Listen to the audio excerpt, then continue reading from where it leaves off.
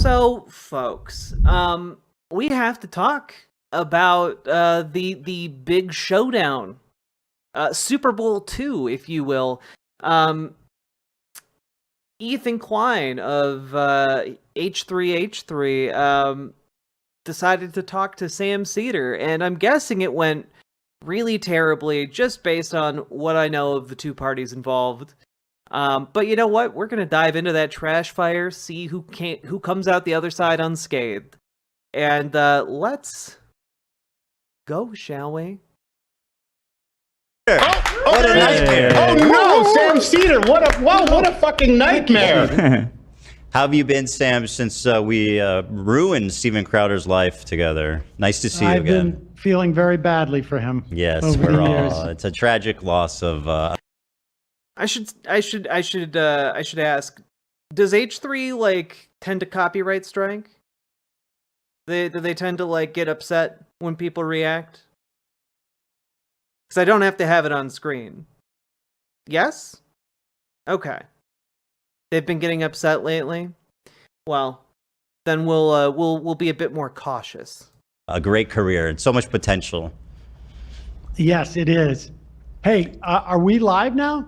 We are live on the H3 channel. Yes. I want to just start by sort of apologizing in that I sent you a DM on Twitter 6 months ago or something. I was just going through to find out, and I just realized you're no longer on Twitter. Yeah. So that explains why I didn't hear back. He may yeah, I didn't see it. I wish I would have, but honestly, I don't know what to do, because like I want to get off Twitter, but also it's kind of a pain because Twitter is the way that like I would reach out and speak to most people. But I also don't want to be on a platform that's like owned and perpetuates basically like Nazi shit. So yeah, this was yes, that domain streamed it earlier. That. Yeah, but I just wanted you to know I did reach out, and it was on me not to realize that. I just assumed you didn't want to respond, but okay. Well, that's nice to know that you reached out. I appreciate that. And Here, you know what? Let's do some maximalism, okay? I'm gonna play some Vampire Survivors while we listen. Boop. Nailed it. The reason I mean, obviously, people have been pushing for this conversation. I don't know if you know like the whole lore of it, the background of it.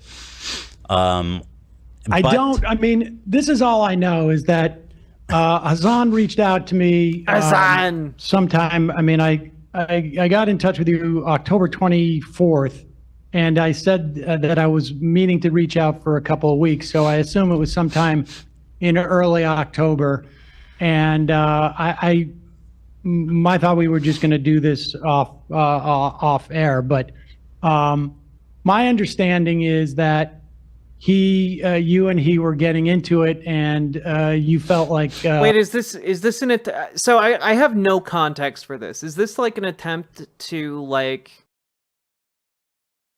I don't know, like bridge the gap? Is this like a peace talk?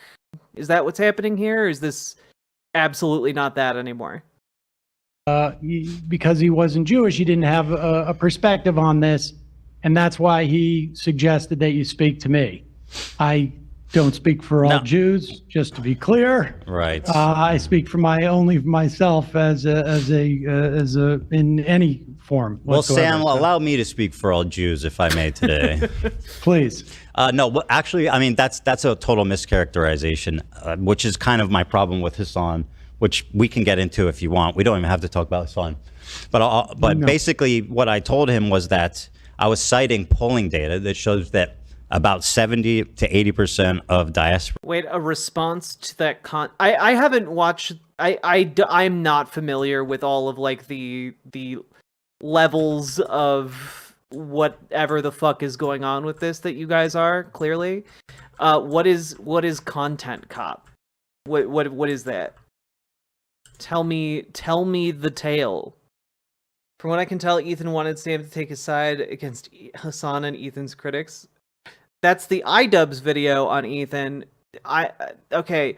Also, I don't know iDubbbz. You guys are much more familiar with like this deep internet lore. Again, I don't watch like a ton of content.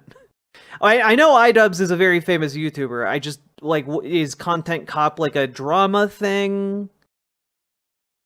iDubbbz old call-out series that he brought back. Gotcha. For Jews have some kind of positive feelings towards the state of Israel, and he was disagreeing with me. And I mean, this is available by polls, readily available by Pew Research just last month, showing that. And I don't know if you agree with that or not. I can pull it up, but 72% of diaspora Jews have some type of at least positive feelings about the state of Israel.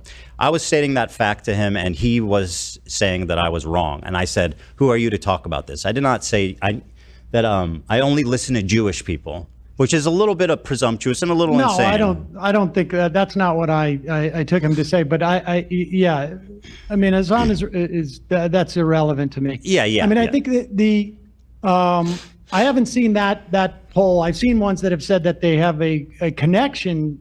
They feel a connection, either strong or somewhat. Yeah. Which is different than positive per se. So but regardless, I mean, I think if I don't know your upbringing at all, but I mean certainly my upbringing, my Hebrew education was, I would say, 1/3 Holocaust, and I'm older, and so this was in the 70s. I know the video's not on screen. Into the 80s, 1/3 Holocaust. This is going to be some like listening, some easy listening. 1/3 Israel, 1/3 just to be on the safe side. Hebrew, Hebrew and Jewish culture, and I certainly feel a strong connection to Israel, but I wouldn't call it positive these days. Sure. I think what the poll attempts to is basically, if you ask Hassan or a lot of people on the left, I think an emotional attachment is the way to describe this. So it's like if you think I certainly have an emotional attachment, and it's not but it's not. I wouldn't describe it as positive. Yeah. This isn't the one, is it, Dan? There's the one that shows 73% of diaspora Jews. Anyway, it doesn't really matter, regardless. Yeah, like this seems like an odd point to bring up, right? Like, who cares if a lot of people have a positive view on it? Is that thing right? Like, are they doing something good in that state? Are they doing something objectionable that we should criticize? That's a more important question. Basically, I want to flesh out my ideas, my thoughts, because I'm being characterized by Hassan and a lot of his cohorts as being, a Zionist, being pro-Israel, being a Israel apologist, being a genocide supporter, being a baby killer, being married to a baby killer, etc., right? My wife is Israeli. I don't know if you know that. So basically, I would like to just take the opportunity to explain my ideas, what I think about Israel, and you can tell me what you think, because apparently I will only listen to other Jewish people. So finally, I can speak to someone whose opinion matters to me. So thank you, as the official sanctioned Jewish man, Sam Seder, everybody. 100% Ashkenazi. You ever taken one of those? I haven't, but I'm quite sure I have some Sephardic Jewish ancestry too. So I would mix. That's good. Vilnius and Hungary, I think. Good for you. I think that's always a good thing. My friend, I'm 99.3%. So that's my. All right, that's where my authority comes from. I'll take your word for it. So at any rate, let me start here by showing you a little context. Oh, let me also just say, I got about an hour. Okay, great. I'll just get into it then. Here it is. Not that it matters, but okay, whatever. So let's start here. Let's start with a little icebreaker here. I know we're both fans of Tim Pool. Okay, let's just enjoy this image together. Tim Pool recently. So I don't know. Is this does this turn hostile? Because I get the feeling like it's going to. And Gamergy, like, I don't know, like, I don't feel like it's my place. I feel like they're making jokes about this back and forth. I don't know that it's my place to judge that, between two Jewish guys. But so far, the hackles aren't raised, I guess. At a wedding, can you see that? Did he get married? Well, I think he's attending a wedding. Okay. And he's very formally dressed, except he appears to be wearing a beanie. Classy. I'm aware of his beanie attachment. Okay, but it's his formal beanie, chat. It's his Tim Pool has his everyday beanie and his formal beanie. Okay. Yeah. So I don't know. I thought this was a fine look for our good friend Tim Pool there. Very good. Nice suit. Yeah. So well, let me ask you this: what have you kind of like heard about me? Because I mean, I know that your colleagues have an opinion. I got to be honest with you. I have not heard much. I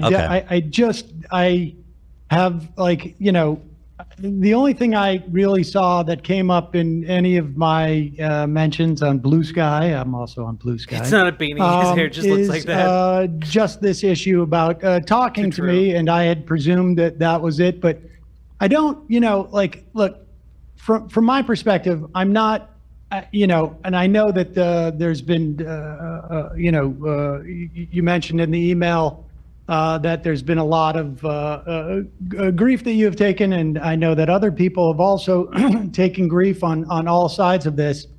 And the personal aspects of this. The big question is Tim Pool going to wear a wedding beanie, like, as opposed to as opposed to like a formal beanie? Like, when he gets married, is he going to wear the beanie at his fucking wedding? That's my big question. And I don't believe that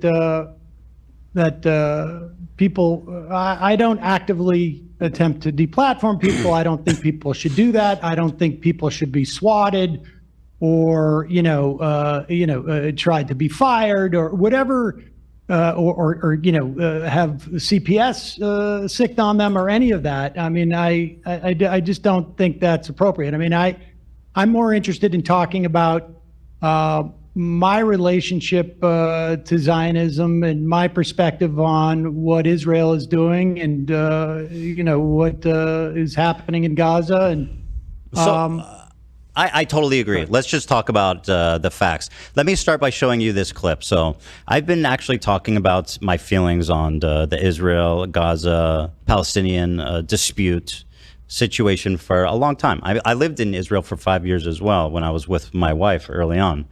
Here's my position right after October 7th, and you can tell me if you have any if you have any comments on any of my positions here. But this was from our episode a few days after October 7th.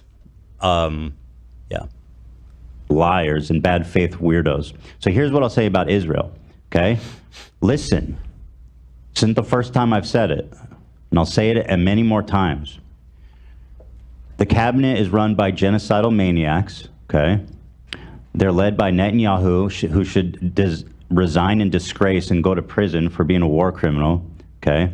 He's made a coalition of the most radically conservative freaks that don't represent, by the way, the majority of Israelis.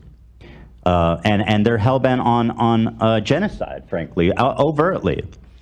They've committed tons of war crimes in Gaza, including the killing of children, obviously, because Gaza is one of the most densely populated places. I mean, so far this is fine. So far this is fine. Again,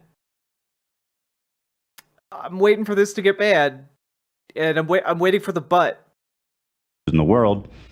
50% of the residents are under 18, so when you bomb a building, the chances that you're killing children is pretty much 100%. Okay? It's fucking barbaric. It's unacceptable. It's disgusting. I've seen videos, you know, I saw videos of Palestinian dads holding his dead, like, 5-year-old daughter. I mean, I don't need to watch this part because it just gets a little too emotional. But I mean, so that was my take right after October 7th. And obviously that was coming off the end of me being like kind of, I'm an Israeli citizen. The morning of October 7th, me and my wife were up at 3 a.m. as families were calling into news stations from their safe houses, people being burned alive with their families being murdered while on the phone with news. So coming off of that emotional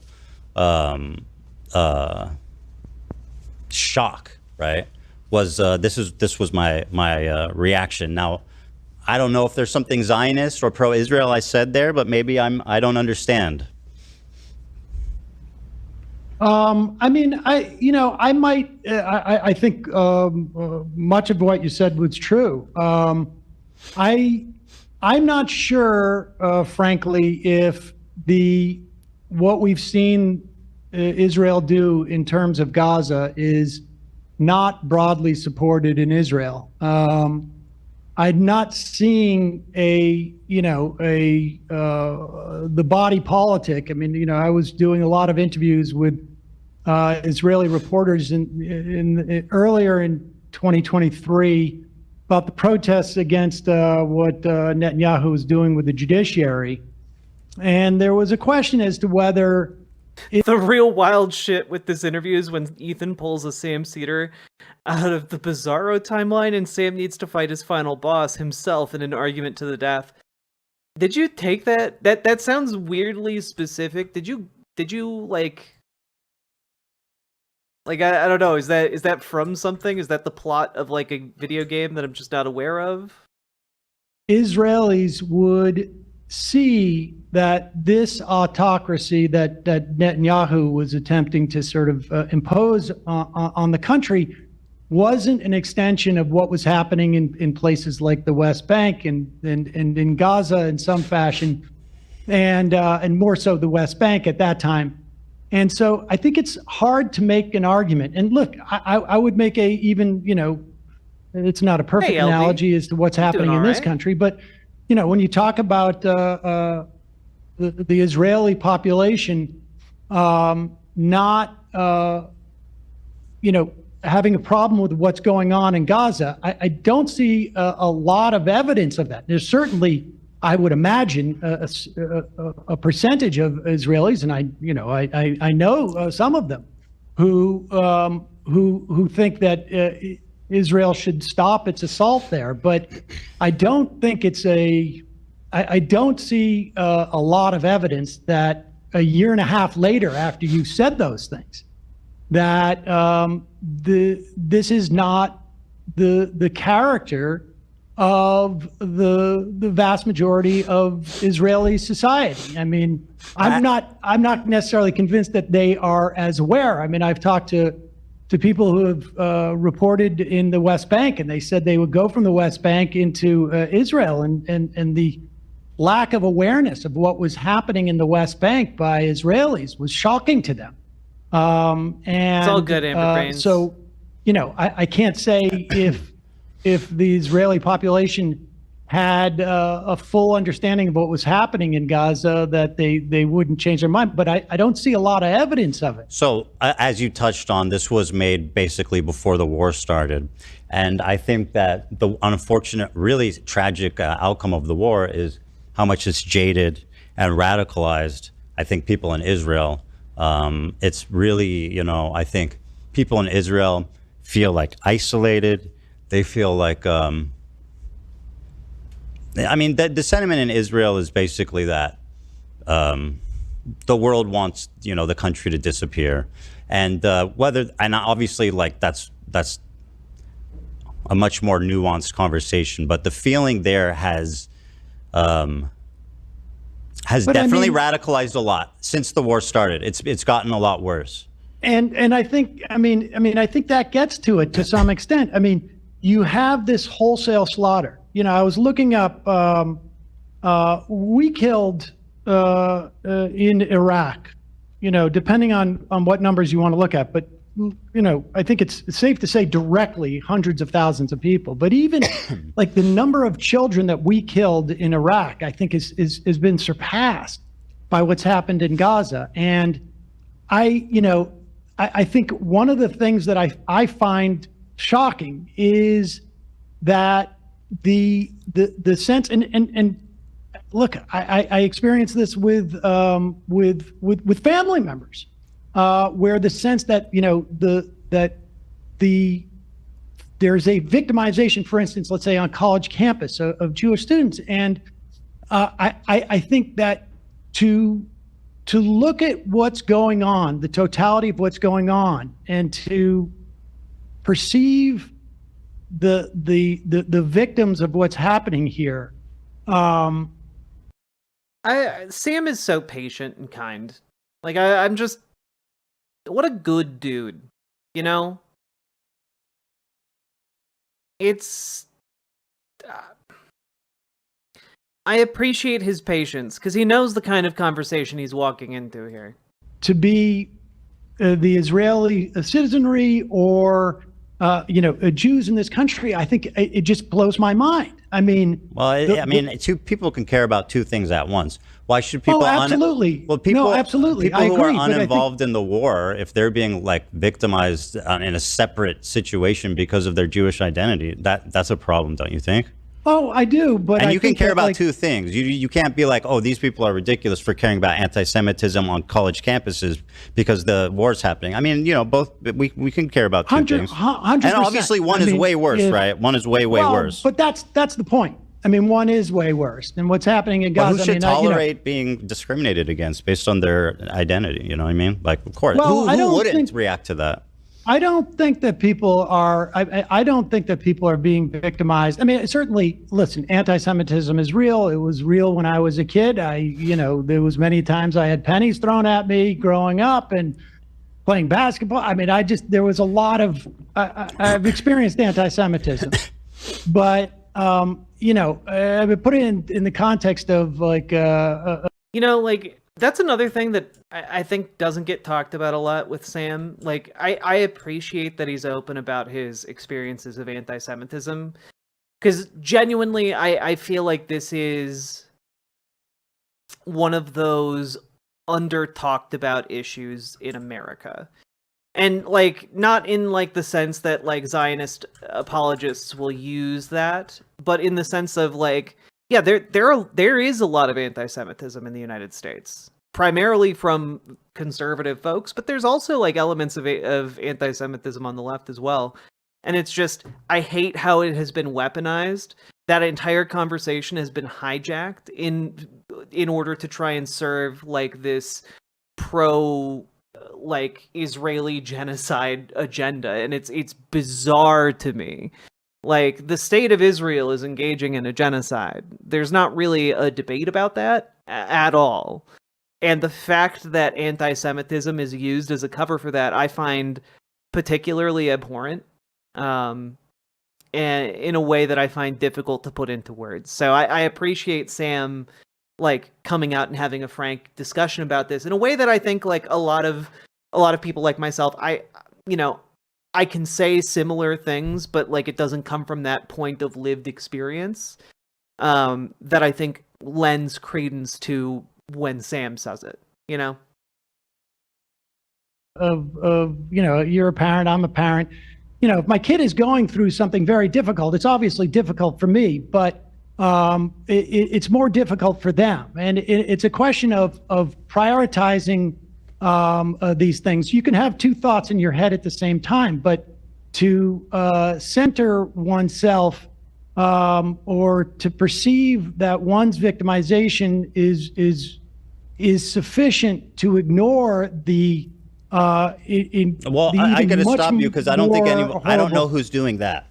Well, I mean, I just said, like, you just presented as the Israeli population feels like they're isolated and this and that. There's two different separate conversations. There's like the American Jewry who's like, I have nothing to do with that place. And then the Israelis, right? So like when you're talking about in terms of the way that you characterized the Israeli feeling, was that they feel isolated, et cetera, and I can understand that, but to not have the first thought of like, we are committing, like you say, genocidal acts. And if people want to call it genocide, I don't, obviously it's got to be, it's a legal term, but I think that it's. Did he say Jewry? Yeah, that's a term for like Jewish people en masse. It's kind of an older one, but like, again, they're both Jewish. Like, I'm not gonna like whatever, they can say that. Colloquially speaking, at the very least, it is a genocide, and to not recognize that as the fundamental issue, the first issue, I think is blinkered. I don't know how else to say it. I mean, it's a little gobsmacking to me. Well, so I do agree with you that obviously in Israel, people. I think the problem, and just to say on a higher level, I agree with you. Like, obviously, the people in Israel compared to like what's on October 7th, they were victims. After everything that's happened, obviously, whatever they've suffered pales in comparison to the mass destruction and like wanton death of civilians in Gaza and what's happening in the West Bank too. Lots of awful stuff. That being said, I think the problem with Israel, just to try to explain what's happening there, because I do agree with you, is just like the media apparatus and the feeling that they have there. It's like there's not a lot of space emotionally, and like even the information that they're consuming, I think that would allow them to have that kind of like self-realization. And like you said, a lot of Israelis don't know what's happening there necessarily. Are some. I mean, there are some. Yeah, of course, there's some. We what was it in the fall? You had the publisher of Haaretz, speaking out about what was going on there. And the paper was essentially, a cutout, or there was an attempt by the government to basically shut them down on to some extent. I mean, so. Well, so what's your explanation why Israelis don't care? It's not that they're evil, right? Well, I think, look, there's, I'm sure that there is a mass, sort of like a failure to deal with trauma. I think some of it is, frankly, is racism. I think, how can you explain, how can I explain how I just watched a clip of people at a Trump rally chanting USA, USA, to watching a video of people being, taken into that prison in El Salvador and having their heads shaved. I mean, I don't know how I can explain that. So I don't know how I could explain how the Israelis are able to the extent that they can see what's going on in Gaza, have that reaction. But I know that it's wrong. And I think, some of it undoubtedly is a racism. Some of it is, maybe some type of mass failure to deal with trauma. I mean, I don't know all those things. I think, part of it, I think there's some of the makeup of, immigrants to Israel over the past several decades. I'm sure all of that enters into it. And I'm not in a position to sort of like be able to psychoanalyze it beyond the sort of, vague notions. Sure. But yeah, and I agree. From my perspective, it's gobsmacking. And, to me, it has shown, and, I never identified myself as a Zionist as a kid or, through the years, and I never identified myself as an anti-Zionist. I don't think I think it wasn't really until someone heard me articulate my perspective on this that they referred to me as anti-Zionist, and I have, I don't really care one way or another how I'm labeled, but to me it shows a failure of that system of government. What's the game called? That Vampire Survivors. And it has failed both from a perspective of what I think some people had as a notion of Zionism in the 19th century. It has been a failure in terms of keeping Jews safe, frankly. It seems to have been a massive failure. And so I can't operate as someone who lives in Israel, but I can operate as someone who is an American in terms of like what we support, which is why I think we should end all aid.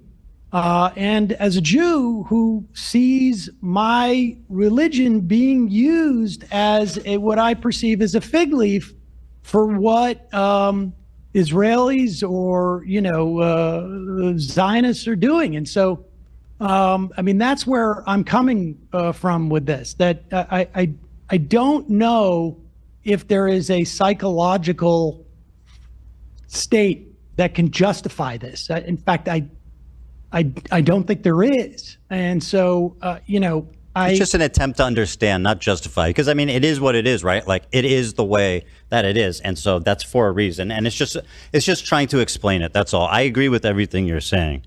But actually, one thing I want to pivot to and ask you about. Do you think that we should cut all aid to Israel? I think that'd be justifiable, yeah. And we're talking about like military and stuff. Yeah, for sure. Israel can make their own bombs and shit. Every if they need, like, they don't need American military. Yeah, I agree with you on that. I think they do need it to do what they're doing, without a doubt. And well, what I mean is they're not entitled to it. To say more accurately. Yeah. So yeah, I think military aid should be cut for sure until. As a Jew, and I mean, obviously you have a different connection to Israel than I do, as through your family and whatnot, and through having lived there. But as a Jew, I take such offense to what is being done ostensibly to protect me and my family and my ancestors and my progeny and all of it. I think it's I think the conflation of Zionism and Judaism is both not keeping Jews safe and is wrong at its core. And we can see what it's even doing in the context of this country, the way that it's enabled Trump to attack universities and to attack law firms and whatever. And so I don't know. And if you agree with that, great. If not, I'm happy to discuss it with you.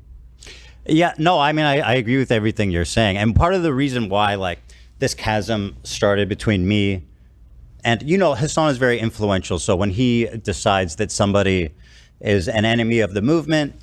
So is this like, okay, genuinely, I feel like at this point, like the conversation seems done, right? Like they're not disagreeing on anything on these points. This seems like what the meat of the debate would be. So what is there left to say? For criticizing him, which is what I perceive happened, then it kind of becomes reality. For example, one of my criticisms of his is him not supporting Kamala Harris. Now, would she have stopped the war and been like a perfect dove? I don't know, but I know she would have been better than Trump. I know that for sure. Trump's posting like this insane Riviera, Gaza, the Riviera with Trump hotels. I mean, that's and like he's sending the 20-pound bombs. He's telling Netanyahu, you have a blank check to do whatever you want. Now, like, it just came out that Biden didn't, did nothing to. I mean, listen, I think. Well, I'm talking about Kamala. I suspect that. I suspect that she would not have had the same policies as Trump. But at the same time, I think that it was a massive failure, both on a real human level. Like, it would have, I think, had she articulated anything even remotely close to what I would hope her difference would have been, I think it would have probably had implications in the election. But I think perhaps even more importantly, it would have maybe implicated the behavior of Israel. So, I mean, look, I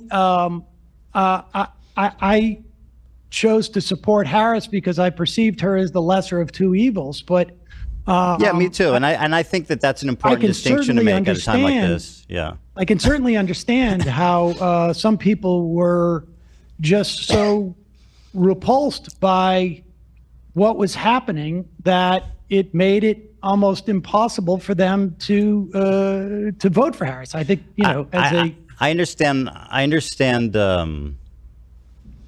why they didn't. I totally understand the perspective. Like, I'm so disillusioned with this administration, I can't support Kamala. But at the same time, like, a hugely influential political streamer like Hassan, who has a huge influence on people, I think, and who's someone who who's very vocal about being pro-Palestine. I feel like it's an abdication of responsibility to be like, I'm not voting for Kamala, or I'm not telling you who I voted for. I suspect he voted for Jill Stein personally, but either way, he hasn't said, and he wouldn't endorse her. Now, like, if you're just like a random protester or whatever, and like you're like, I'm so disgusted, I don't want to vote, that's fine. But if you're like a high-level political streamer, and basically you have the capacity to weigh like the lesser of two evils and what that means, I feel like it's an abdication of responsibility to not make that call. I mean, I certainly have been critical of people who, generally don't vote for the lesser of two evils. But I think, and certainly, in the run up to the 2016 election, I certainly that was my perspective. But again, what the Biden administration was doing was so horrific that her inability to signal that there would be any change, I think sometimes you have to take this at face value. And I think there would be certainly, definitely other things. You would not be assaulting the government like Trump is. But, I think probably this is the first election in as long as I've been doing this, and I think it's been 5 elections now. I mean, I'm old. That I couldn't really condemn someone from taking that position based upon what we were seeing. I mean, it's not just some random person. I do, and I'll tell you why. Kamala Harris wanted a ceasefire. She stated that. Trump said, finish them. I mean, let's be honest. Like, for someone Biden like Hassan, said, I want a ceasefire. I'm not voting for Biden. I'm not talking about Biden. No, I understand, but we found out that Biden, in fact, did nothing to bring that about. So, well, you can talk about. Yeah, this is based on some reporting that came out like just the other day. Like, literally nothing was happening behind the scenes to put pressure. This is according to officials in the Israeli government who bragged about it on social media. Super cool stuff.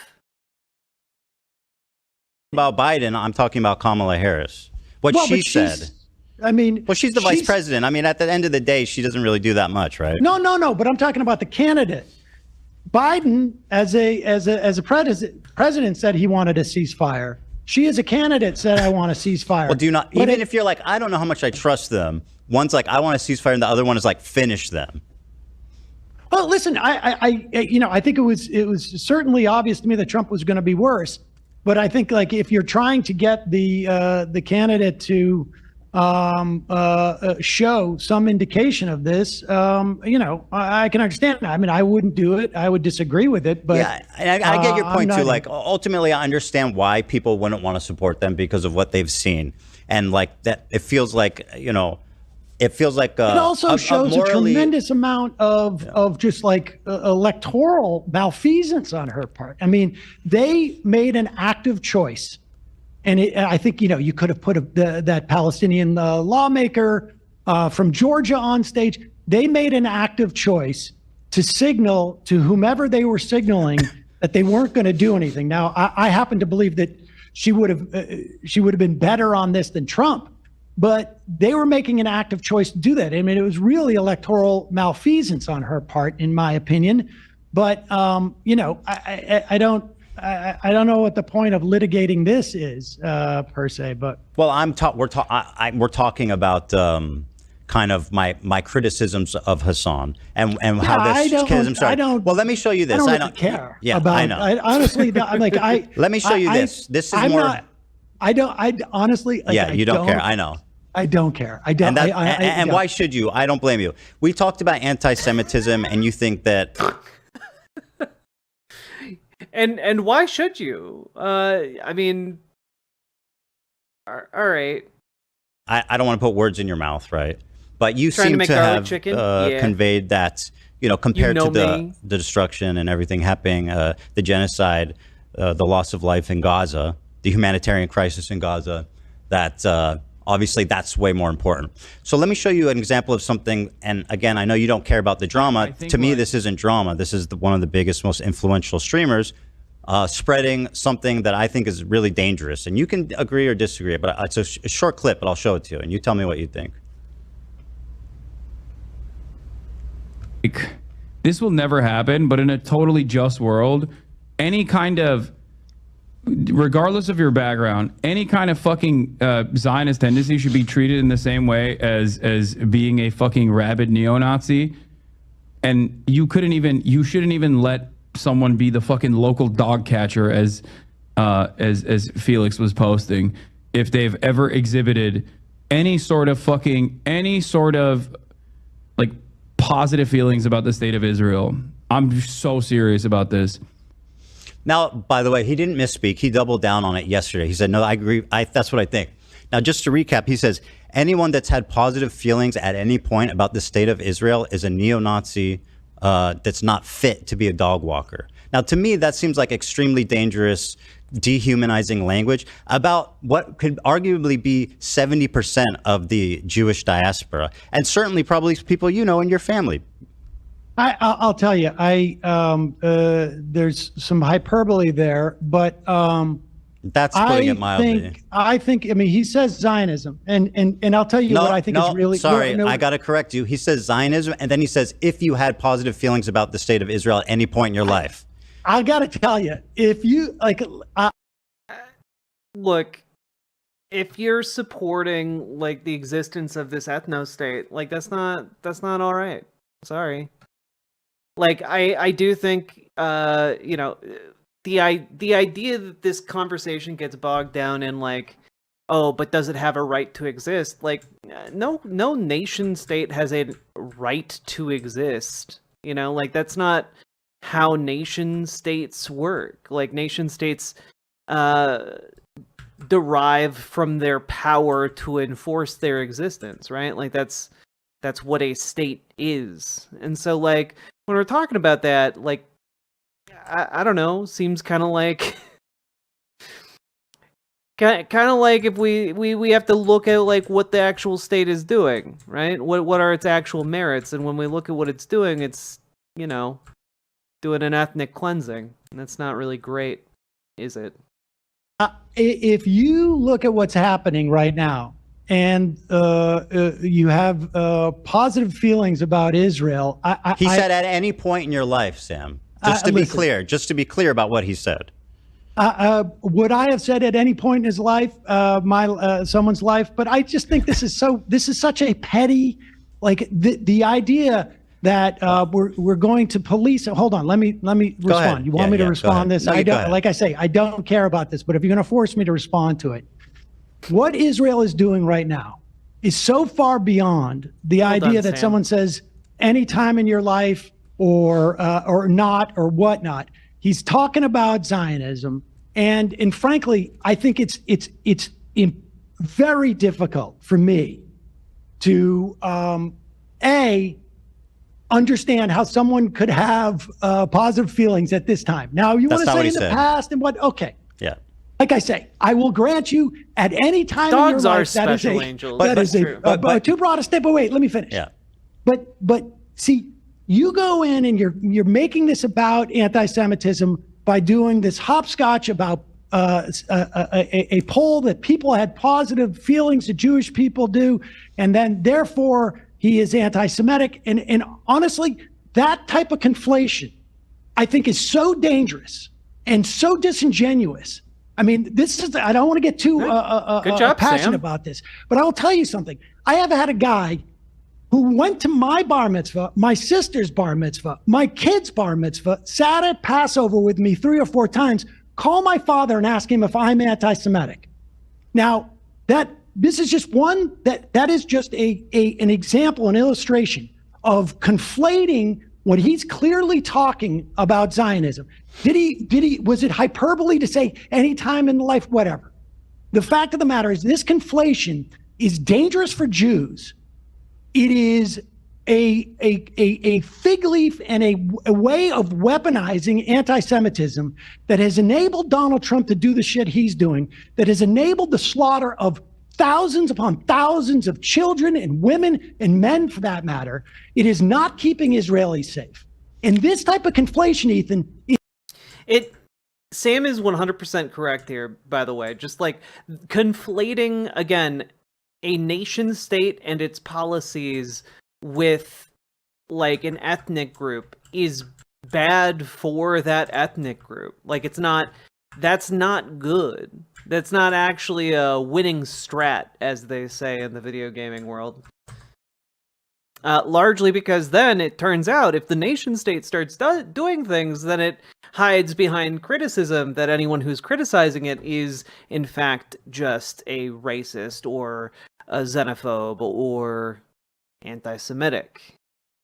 Is what I find far more irresponsible, frankly, than the idea that he said positive any time. I mean, look, you do a show Sam, 4 hours a day. He does a show 5 or, as far as I could tell, 15 hours a day. And to focus in on that one tiny clause. This is not one tiny clip, Sam. Well, you don't know. This is a totality of behavior. But you wanted and by the way, it's easy. And I appreciate that you can hand wave it away and say that it doesn't. No, I'm not hand waving it away. Well, you kind of are. I'm saying this You're saying it doesn't. You're saying actually I'm wrong for caring about it. No, yes. In fact, I'm saying this conflation is incredibly dangerous. It is disingenuous. I think it's dangerous right now, to ignore what's being described as dehumanizing, violent language for American Jews that have nothing to do with the war. That is a complete mischaracterization of that. It's not. He's not fit to be a dog walker. He never says the word Jews. He says that Listen. How many members of Kufi have positive feelings towards Israel? Let me say. How many millions of members of Kufi, the Christian organization, have positive feelings for Jews? It is clearly not a function of their Judaism. It is not a function of their Judaism, and so it is not. But it describes most Jews. No. Yes, it does, Sam. It describes most Christian evangelicals, too. It may do them, too, but it also describes 73% of Jews. So that is not anti-Semitism. That is about I don't know. What do you call it when somebody's discriminating against the vast majority of a racial or religious group, Sam? I'm sorry. You want to look at evangelical Jews? I don't care about evangelical people. Okay, but I'm talking about the way you're constructing this. I think you can say the same thing about Christian evangelicals too. It is not anti-Semitism. It is not. It just isn't. Like, taking one example in isolation, which is what we've done here. Well, you're the one who gave it to me. Yeah, well, I don't even want to talk about it. I disagree with you. Okay, we're just talking about one incident in isolation, Sam. Don't get carried. You gave it to me. It's one of the most legendary things you can say in a debate. All right, you're taking this out of context, Sam. You gave it to me out of context. Your example, and in that instance, that is not anti-Semitism. Well, I disagree. Conflation. Okay, well, that's our disagreement. Yeah. But I think that conflation is incredibly dangerous. Well, I disagree as well. For Jews, I think it's dangerous for this society. I think, frankly, I think it's dangerous to what I perceive as hand waving what is happening here. I know you said you aren't doing that. I'm not hand waving. You're doing the opposite. You're endorsing decades of thought about this. So right, sure. But the point is, you're saying that this is not dangerous. How dare you care about? Yeah. Right, sure. Yeah, Sam, you look too young to have been thinking about this for decades. Yeah, Sam. Jesus Christ, dog. I think it's dangerous I'm not saying that at all. I personally, I mean, Jewish people have a collective memory of trauma, Sam, and it starts a certain way, and it starts. I love that. I love that Ethan is trying to lecture a very Jewish man about like the history of Jewish trauma. Like that's this is getting into like truly bizarro territory, and like it was already not normal. It starts with dehumanizing language, like saying you're not fit to walk a dog. I mean, what are we doing here? It's irresponsible language. He's not talking about Jews. He's talking about 73% of Jewish people. No, you said that. No, that's a poll that's readily available. No, you made that connection. He did not. Because we have millions upon millions of members of Kufi. We have millions upon millions in this country of evangelicals who also believe the same thing. Does your dad have... You cannot say it's anti-Semitism. Could you describe You cannot say it's anti-Semitism if you're also including millions upon millions, far more Christians than Jews. Would you say that your father, who you mentioned, said something to you, that he's ever in his life had positive feelings about the state of Israel? I've had positive feelings of Israel. Well, does your dad have any positive feelings about it now? See, like, notice Ethan's just trying to dig at Sam to get him riled because it's his father, you know, like he's trying to dig under the skin here. But like, Sam immediately heads it off by just being like, I've had positive feelings, but you know what? Like, I'm not a big ass baby about it. I'm not a big baby about it because I've changed my mind, which is like such a Chad maneuver in a debate. Now? I would assume so. Not in terms of like I support them, but I've like had I think positive Israel... feelings. I went to Israel on. Okay, good. Then you're a neo-Nazi, not fit to walk a dog. How do you feel about that? No, that's you saying that. That's literally what he said. I'll play it again. No. I think like this will never happen, but in a totally just world, any kind of, regardless of your background, any kind of fucking Zionist tendency should be treated in the same way as being a fucking rabid neo-Nazi. And you shouldn't even let someone be the fucking local dog catcher as Felix was posting if they've ever exhibited any sort of like positive feelings about the state of Israel. I'm so serious about this. Another thing he's doing, by the way, and Hassan does it. Listen, he plays around with the term Zionists, right? You can say that's a wrong thing to say, but he's not talking about Jews. He's talking about people who have exhibited these positive feelings, and that includes millions upon millions of Christians. More Christians. Okay, well, listen, I don't think they're neo-Nazis, not fit to walk dogs, either. I think it's insane language. Listen, you don't want to tell me that you have never engaged in hyperbole. You and I both are in this business, and we do that. Yeah, you're... Yeah, not exactly the highest ground for Ethan, is it? It's just, man, you don't really mean to tell me that you've never engaged in hyperbole. Come on. We're all familiar with your game, sir. You're right. I just think that It's listen. You can say it's an inappropriate thing to say. It's an unfair thing to say. I just think like Arabs that support Israel aren't fit to walk a dog. It is not anti-Semitism. Okay, well we're at an impasse on this one. Yep. Yeah. So I mean, but anyway, another thing he does is he says Zionist tendencies, and he's someone that plays around with Zionism. He calls me a Zionist, and again, I know we're arguing here about semantics of what Hassan said, but I don't think that you could accurately. But like, why though? Like, I understand you have an individual bee in the bonnet, but it seems especially sick to open the show by acknowledging, or opening the segment by acknowledging that there's a genocide going on, and then fixating on this, on the words of one streamer, as opposed to the central issue of the genocide. You know? Like, how on earth did he think that this would make him look good? Like, this isn't the gotcha. It's just kind of a revelation of how terribly weaselly this ideology is. Yeah, he's framing a genocide in the context of his hurt feelings. Exactly. Characterize me as that, as it's used colloquially. You don't know, right? But he's saying Zionist tendencies. What does that mean? What's a Zionist tendency? I don't know. Yeah. You're going to talk to him on Friday. You can ask him what his Zionist tendency is. I suppose. Hey, Soros, thank you very much for the raid. You know, like I've looked. We are playing Vampire Survivors and taking in the Sam Seder, Ethan Klein conversation debate thing. Welcome. Hope you all enjoy the show. And I'm just vibing, commentating. And hope you all get cozy. Hope you had a great stream, Suris. Thank you so much again for the raid. Come on in, folks. Get cozy. At polls too, where people have various different understandings of what not Zionism is, but I think it is my guess, and I don't know what he was thinking specifically, but the notion of an ethno-state that engages and allows whatever in the name of Zionism allows for this mass slaughter, I think is horrific. Sure, me too. Okay.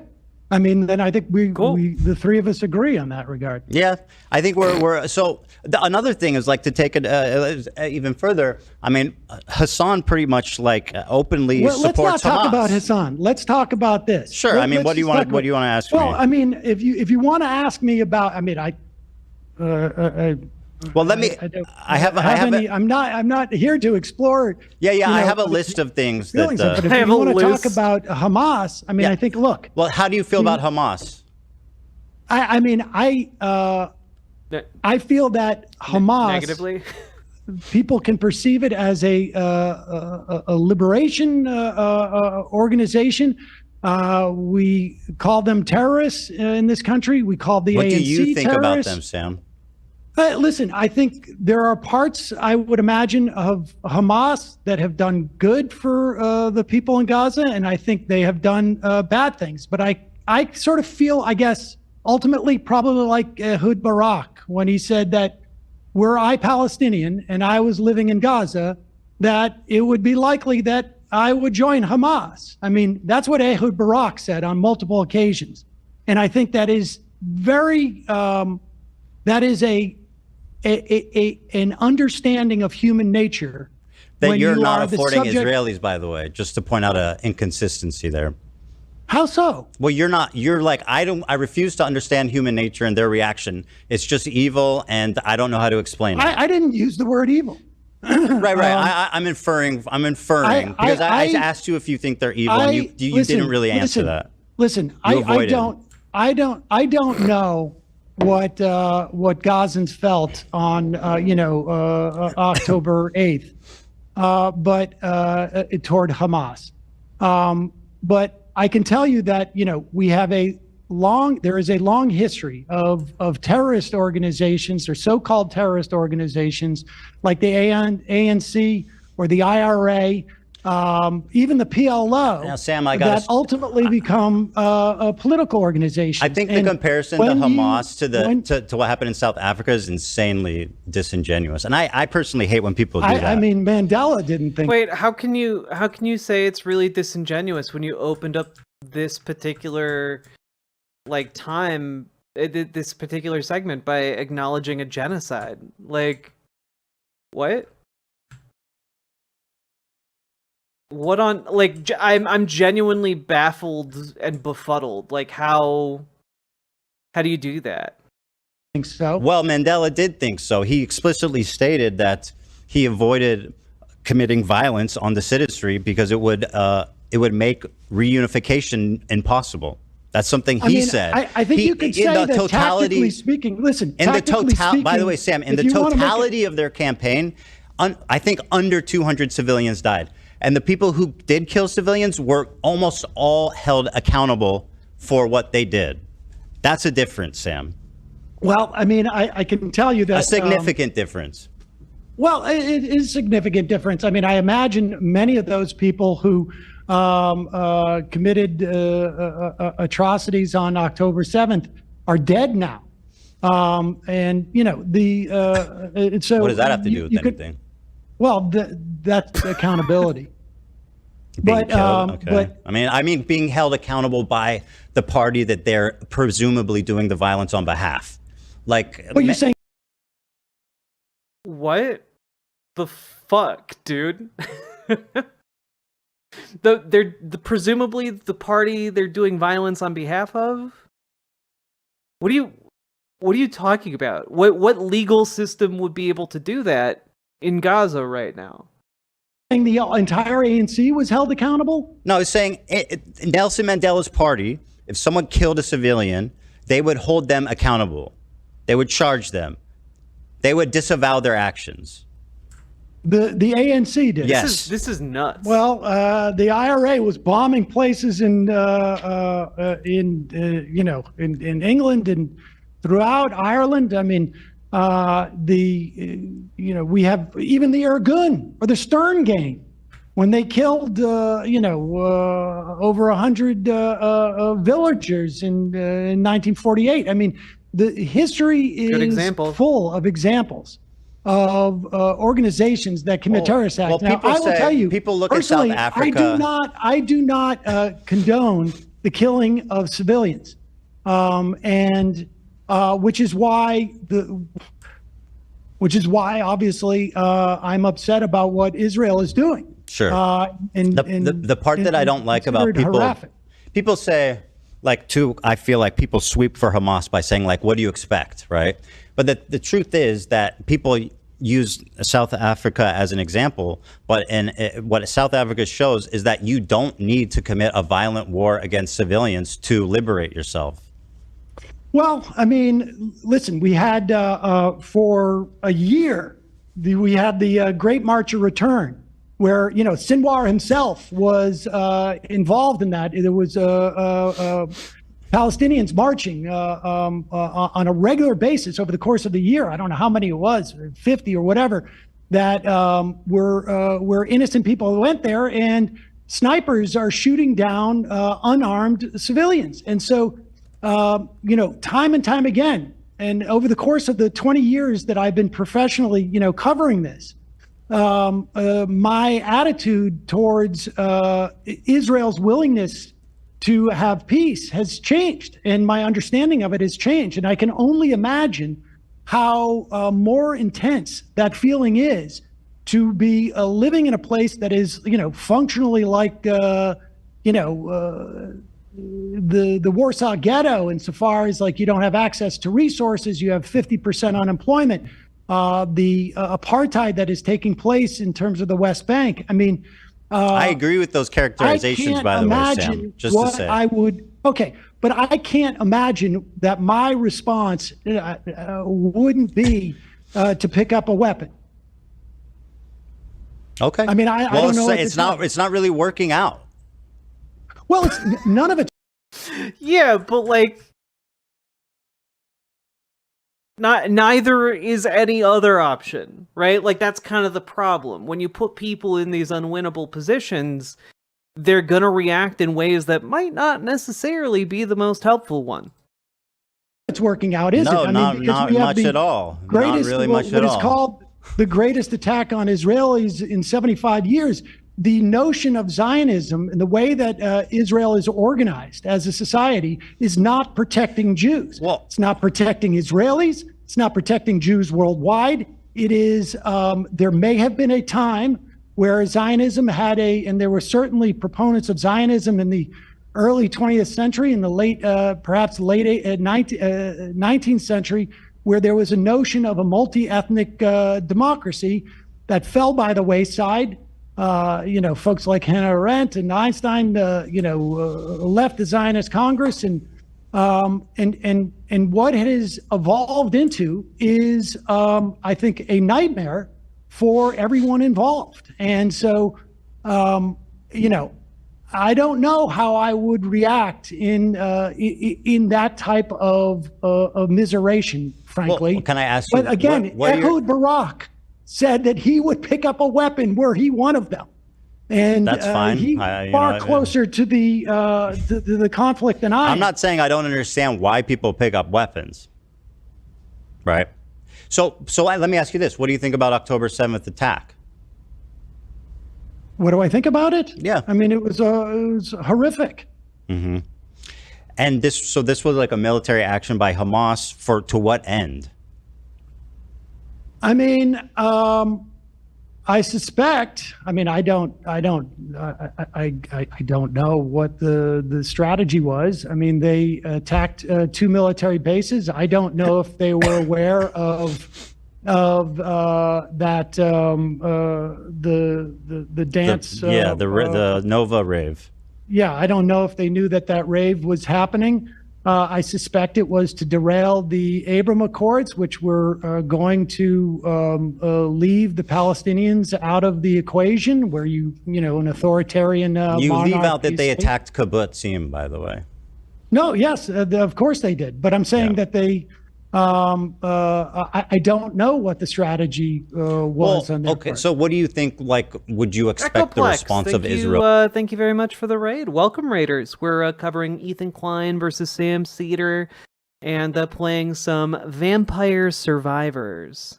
And having a good time. Just chill, figuring out, evaluating this conversation. Israel would be to that. I had no doubt on that day that Israel was going to respond. Go insane. I mean, yeah, right. It was going to be horrific. We all knew.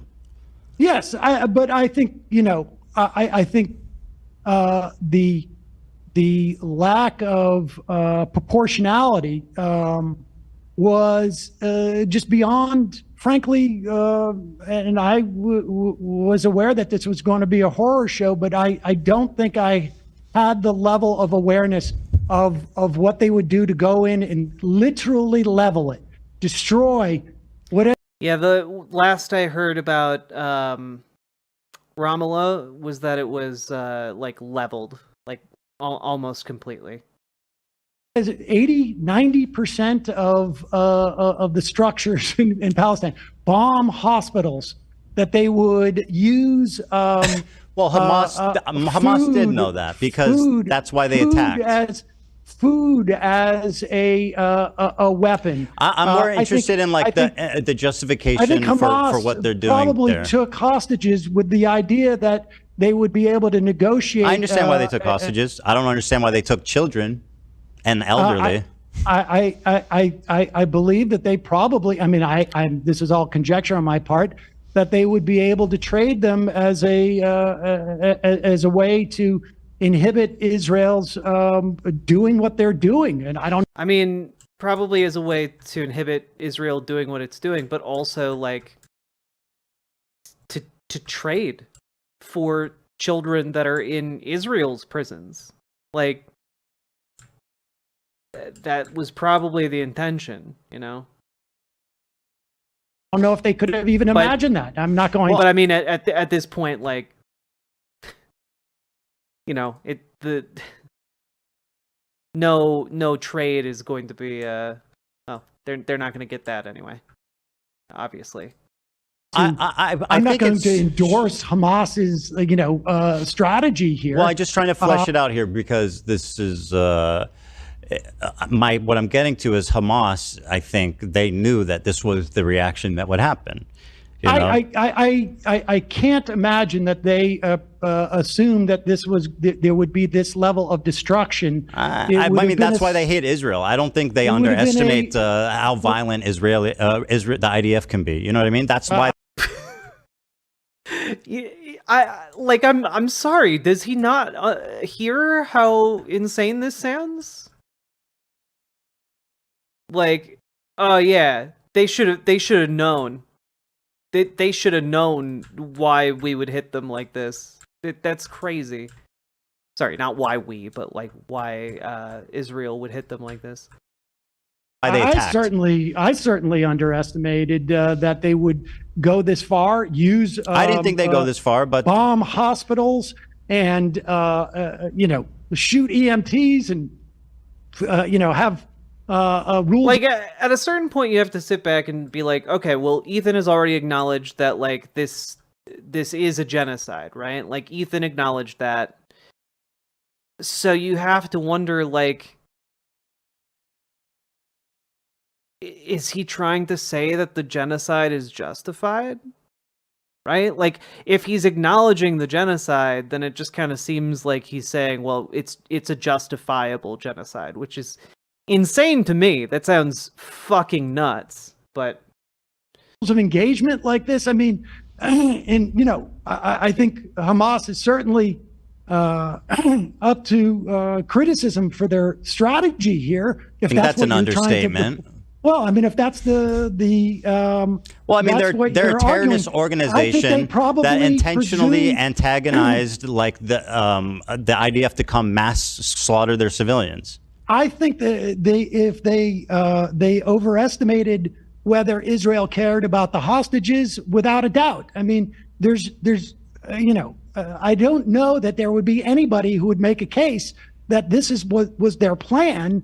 Have Israel respond in this way. That's absurd. Well, and the same is true of, like, I guess Israelis feel the same way. Like, it was totally unprecedented. You know what happened. So maybe they didn't think that their mission would be as successful as it was. On the other hand, I have no doubt that they did not think that they would that they would have been able to overrun that. I mean, I think we were told that the technology of Israel's fence, et cetera, was perfect and something we should emulate in this country. I mean, Trump was all talking about that. So I have no doubt that Hamas overestimated the IDF. Yeah, I got you. What they would be able to, what kind of destruction they would wreak, and they underestimated the violence that Israel would perpetrate on Gaza. I don't know that anyone could have imagined that Israel would have engaged in this level of destruction and immiseration and bombing churches and bombing hospitals and blowing up universities and destroying the infrastructure. I mean, it's almost beyond belief. So one thing that when I was talking to Hassan, and I'm just going to talk about his point. This is about him personally. When I asked him, because this is obviously the $1 million question, right? By the way, just there's not one public bomb shelter in Gaza.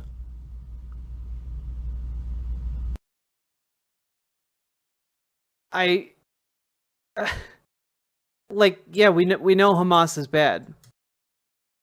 Like, yeah, you don't gotta try and make that point. Like, oh wow, there's not a whole lot of public works projects in Gaza. It does not seem to be like the winning hand one might assume, Ethan. There's not one public bomb shelter in Gaza? Okay. I just think that's interesting. It's pretty fucked up, don't you think? Do I think it's fucked up? Yeah. I'm not sure. I'm not sure I understand the point. Like, well, I mean, do you think anything would be standing anymore? Well, bomb shelters are underground. I mean, they would definitely be a lot safer. I've seen what happened to tunnels under hospitals. Your statement is, so you say there were tunnels under hospitals. Israel built the ones under the first one that they went into. They built it when they were occupying Gaza. Right, that's true of that one. But I mean, they have a vast tunnel network, obviously, as everybody knows. But I don't care. I don't want to get into the weeds on this. The $1 million question is like, what can we do? Now, it's obviously insanely difficult as Americans, to say. I think we can stop aid immediately. I mean, obviously, it's not going to happen under Trump. I'm in favor of that, by the way. Cool. Okay. I mean, good. I mean, I think we should call for all aid to be ceased, and I think we should stop protecting them in the UN. What should have Israel done on October 8th, I guess? Like, what would have been an appropriate response for their government? I mean, without saying not this. What should they have done on October 8th? I mean, I think that there is they're hitting strategic sites to attempt to take out leadership. They should have, but let's talk. The leadership was underground. Yeah, to look at that, that moment in history, like maybe it was. I disagree because they had to do something. Maybe in that moment, they had to go in and bomb or whatever they do. I think that any action that they would have taken at that point, frankly, was a function of literally decades of oppressing people and attempting to bring this to an eventuality. Right. I mean, this was. And so, what should they have done? Ages ago. Well, I mean, You're avoiding. Yeah. Okay, I think what they should have done is begun empowering Palestinians in the West Bank. They should have done this. Is my same... favorite answer, okay. Sam. You're saying that this is what Hassan told me. They should disband their government and lift the borders in response to the worst terrorist attack that's ever happened. I think honestly, when you see that your policies have failed, but I don't think this you was actually their don't agenda. believe that that's a real thing, though. I'm interested in having like a real conversation. You can't like live in a fairy tale land where, in response to the worst military or terrorist attack of all time, Israel, who's already, as you state, like genocidal and racist and all these terrible things, is going to lift their borders and disband their government. Wait a second. You're asking me what they should have done, and that's different. No, in a realistic way, not in a fairy tale, tale, Sam. Well, listen, there is no realistic thing. Their agenda has been. It has been quite clear. Their agenda has been, since Ariel Sharon walked on the Temple Mount and tried to scuttle peace talks, the agenda since the assassination of Rabin by arch Zionists in Israel, the agenda has been to bring about this moment. There is no doubt about it. The annihilation of the Palestinian people has been an agenda in Israel for far too long. So from the perspective, it's anything I say is fantastical relative to what they would actually do. Anything. There's nothing they could have done that because of the situation, anything they would have done would have been. There was no plan that on this day they were going to do this. But if you go back 10 or 15 years ago and look into Bibi Netanyahu's brain, the idea that this is ultimately going to happen was definitely the agenda. What, in terms of like attacking Gaza or inciting an attack? I would imagine both, frankly. But to find a way to eliminate the Palestinians, this has been the agenda of at one time what I think was a smaller segment of the Israeli, body move politic, those goalposts. and I think has increasingly become an even larger portion of the Israeli politic. So, I mean, anything I say in terms of should is fantastical. Anything. Yeah. Okay. I mean, so this is like I understand where you're coming from, right? Like there was an opportunity for a ceasefire that was called in November, in December. They could have held a ceasefire at any point, and the amount of killing would have been far less. They could have done that. They could have ended it after a week. I mean, Hamas could have ended the war anytime too. How could have Hamas ended the war? By releasing the hostages? No, listen. Israel has said time and time again that the release of the hostages is not going to end their assault on Gaza. They have said this over I don't believe and that's over and over. That is absolutely I've seen the opposite. true. I believe that you really haven't seen those statements? No, I haven't. I'll review them. I mean, it depends when it depends when they were made too, right? Like, what's it in response to? At any time they could have done that. Well, what has Hamas done to end the war? Hamas offered what have they done to end the war? Early on to say Hamas offered all the hostages in agreement in response to Israel not coming into Gaza. I mean, there's just to defend Israel's actions. That didn't happen either. It's being inevitable. Like, when do you think they should have ended it? When do you think they should have ended it? So who have ended what? You've asked me the question, what should have Israel done? You tell me what they should have done. Do you think what they've done is right? Well, I've clearly stated no, Sam. Okay, so tell me what they should have done. Yeah. So, I mean, obviously, hindsight is a beautiful. Was he completely unprepared for that to be turned around? Like, was he just like completely? Well, so obviously hindsight is 20/20. Yeah. That's kind of the issue here, right? Like, you're laughing at like the fact that Sam is proposing some kind of solution that would have been equitable, and then you're saying like it's not realistic, and then you don't even know about like how Israel has publicly stated that return of hostages will not end the conflict. Like, just disingenuous fuck. Thing, but in my opinion, like you said, I think some more specific strikes. I think more moving slowly because, as you kind of pointed out, but didn't really acknowledge. Just do a slower genocide. Do you want me to answer? Yeah. Yeah. So the leadership is obviously underground. So it's going to take. It's going to be a long. The leadership isn't in the fucking country. Most of Hamas isn't in Gaza. Like, most of the Hamas leadership is out of the area. Mission of trying to get them. It's going to be a difficult mission. But I think militarily, they probably have some obligation to their citizenry, at the very least, to like take out we're ignoring the fact that missiles are being shot into Israel nonstop. And I know you're going to say, Iron Dome stops most of them, which is true. But at the same time, I mean, a country needs to respond to that. They can't just allow missiles to be shot in. Tell me the non-fantastical version of what they should have done. Should have been 2 weeks, 3 weeks? How many Hamas leaders, how many members of Hamas should they have killed before they leave? Because we know that Blinken said on his way out that virtually every Hamas member of Hamas that they've killed has probably been replaced by someone who's lost a family member or an entire family or whatnot. So you tell me, Ethan, if you're the one with the sensical perspective on this, and mine is fantastical, what should they have done that would have been appropriate in your mind? Yeah. So besides like special operations and stuff, I think it would have been a good idea to, I think there's a space where they could like try to find peace partners in Gaza before just destroying the whole thing. Like, obviously they've sniped all of them or imprisoned them in like torture dungeons. Like, what are you talking about, man? All of the people who called for peaceful protest at Gaza got fucking killed.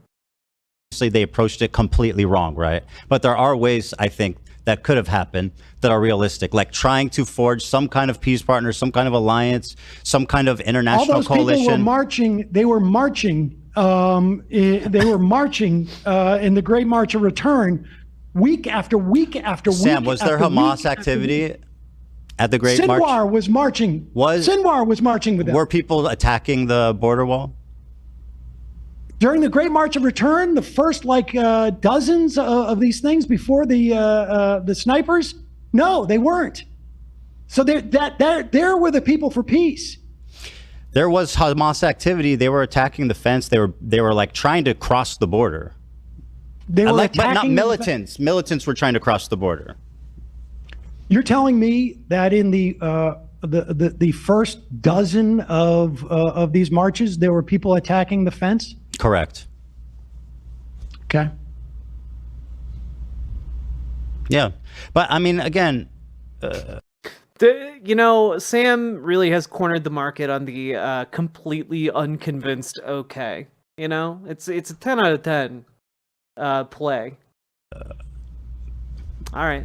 I think that there's a way for Israel to try. I think they can obviously pursue peace. The way that they're doing it is impossible, right? Like, it's fucked up. It's insane. It's genocidal. It's horrific. They're not pursuing peace. I'm not saying. I'm saying the opposite. Sam. I don't think Israel is. Well, you asked me what should they have done. I mean, obviously, yes. They're not pursuing peace. I agree with you. Like, quite the opposite. That's not what they're doing.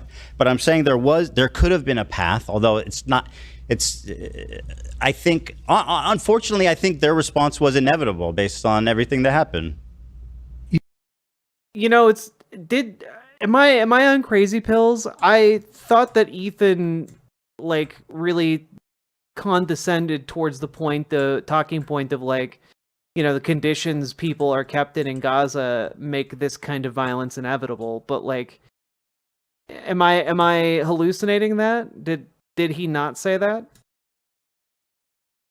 You think it was inevitable that they would kill these many people and they would use food supplies? The genocide was just inevitable, guys. Is kind of one of the most insane points I've ever heard. If you're acknowledging the genocide and then your point in that acknowledgement is to say it's inevitable, I reject that. I reject that stance completely and utterly. There's nothing more inhuman to that. Like I'm sorry, like that's just like pure inhuman monstrosity to me. As a weapon, that they would have leveled hospitals and universities and 80-90% of the homes. I mean, how I don't know to what extent, but like a huge response was definitely inevitable. I'm not justifying it, Sam. You asked me. Hey, Anders Norup, Cheddar Man Cave. It was supposed to be a pun. Anyway, Eolebrod. I don't know how to pronounce those words, but thank you for the 50 DKK, Donkey Kong. I don't know why notifications aren't working. I apologize about that. But thank you for supporting the stream. I very much appreciate it. A question. I'm answering it. You're putting this on me like I'm saying. No. I'm just saying inevitability. I wonder what you must think of an Israeli body politic where this level of atrocity is inevitable. Well, you described your and Hamas's understanding of the IDF. I wouldn't say that. I can't say to what extent, but you agree that a huge response was inevitable. I listen. I believe a response that was inevitable by Israel, and that is because I have a much more theoretically jaded view of. It's true. I apologize to all my Danish viewers. Of that country and their agenda, I think, than to all the Danish dolls. But to expect that what they've done is inevitable.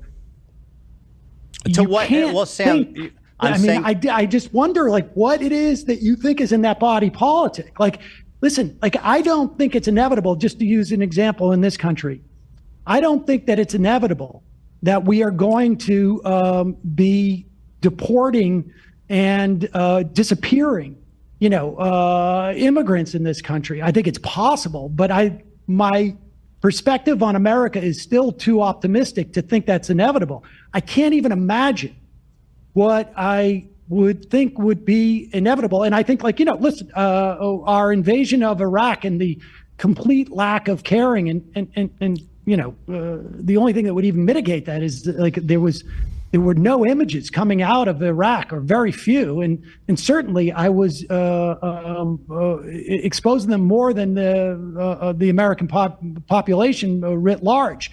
But to perceive what we did in Iraq as inevitable. It's a different situation. That's completely, that was completely unpredictable. But we kind of touched on it. Where Hamas, and again, to what end this even matters is it doesn't ultimately. Okay. But Hamas matter? knew that they were going to bomb the fuck out of Gaza. Listen, I would imagine Hamas thought there was going to be a response, but they wouldn't have taken hostages if they thought that they couldn't use those hostages. Of course, as a way they thought they could. I don't deny that. Yeah. Of deterring Israel from entering, and that was a miscalculation on their part. They presumed that Israel was more interested in those hostages, I think, than they had assumed. Well, and that's part of what a lot of the civil unrest in Israel is about, is that a lot of people do care about the hostages and think that the government needs to stop the war and focus on getting the hostages back and not killing innocent civilians. So that I wonder about that last part, but which part? The part about the killing of innocent civilians. I think that I said that's what they're doing. No. I'm saying I wonder if the Israeli body politic. Oh, you think the Israelis want civilians to die? I think the Israelis. Obviously not all Israelis, but I think that enough of I think I fixed it. Of Israelis to maintain this government. I think I fixed the notifications. Huzzah! Maybe. Who can say? Maybe I'm wrong. Matatyahu, thank you for the $5 dono. It's the Danish dono ghost. Oh, yeah.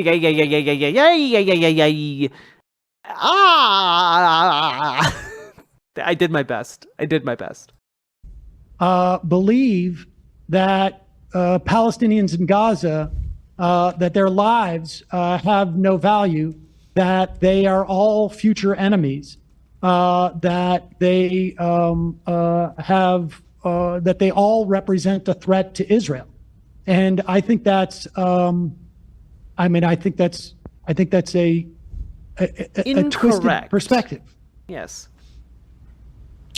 Just so you know, there were massive demonstrations in Israel, tens of thousands of people in a country that's relatively small. So I think characterizing like the majority of the public as wanting to kill civilians is a little sick, personally. But you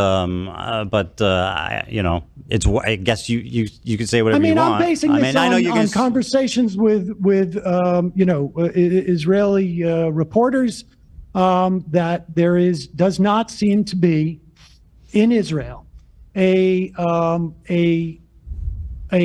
majority, at the very least, of people who are concerned about the fate of the Palestinians in Gaza.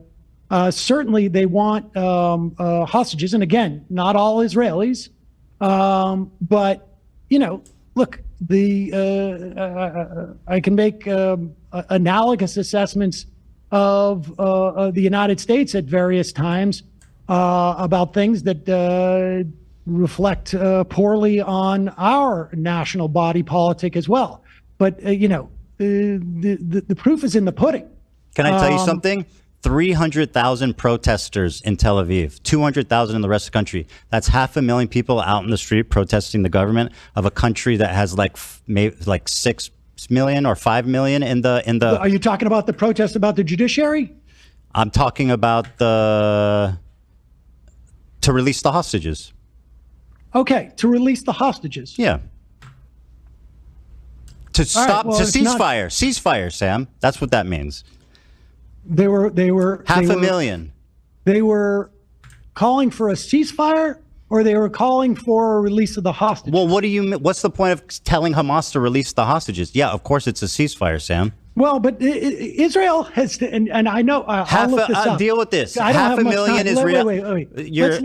Let's look this up and see how many times the Israeli government has said return of the hostages will not end. Sam, I'm responding to you saying the majority of Israelis want civilians to die. 500,000 people came to the street for a ceasefire of a country of 5 million, Sam. That's 10%. Israel just broke the latest ceasefire. Okay, where is the political response from the Israeli people?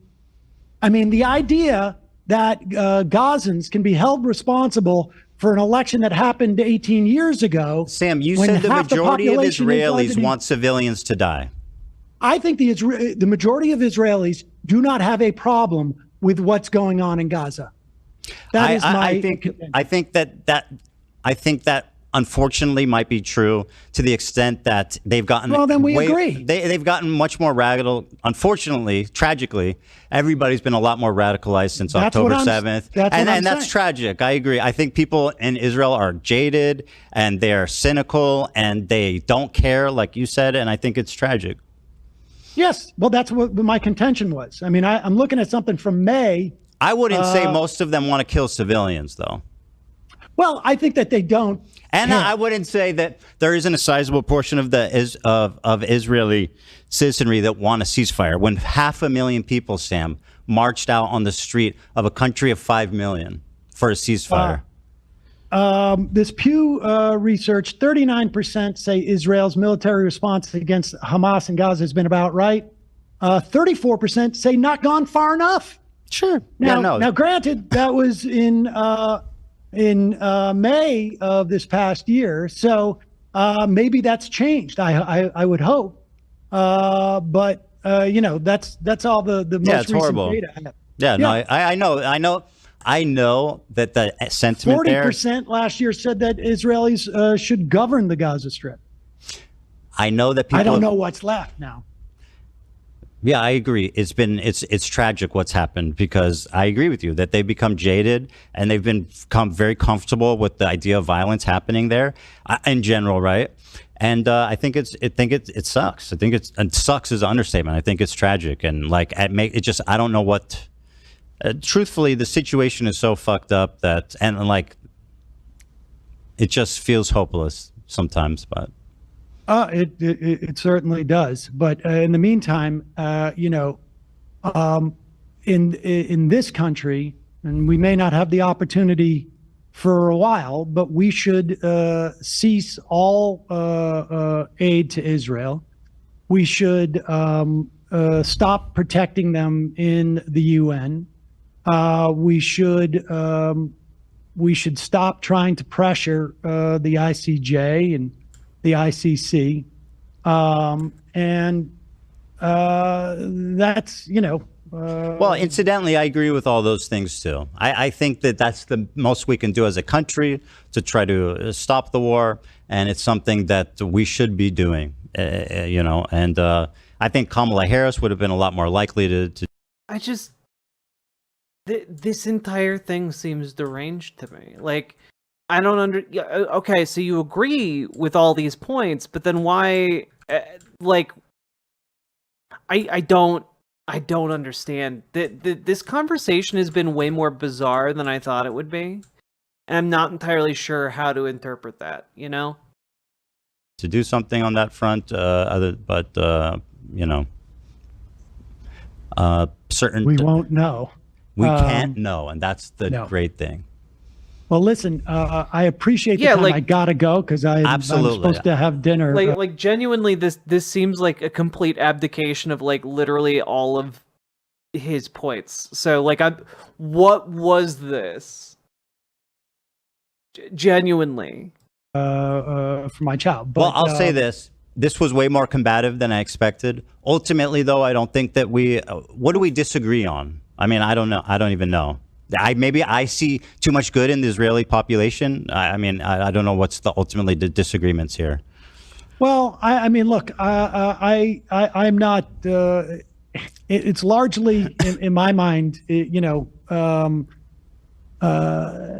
impossible to really fully assess. I mean, yes, there was a protest last year, 500,000 people who wanted the hostages back in the ceasefire. I don't know if there's been. Well, they wanted the hostages back. I don't know. It's not a magic wand. It's a ceasefire.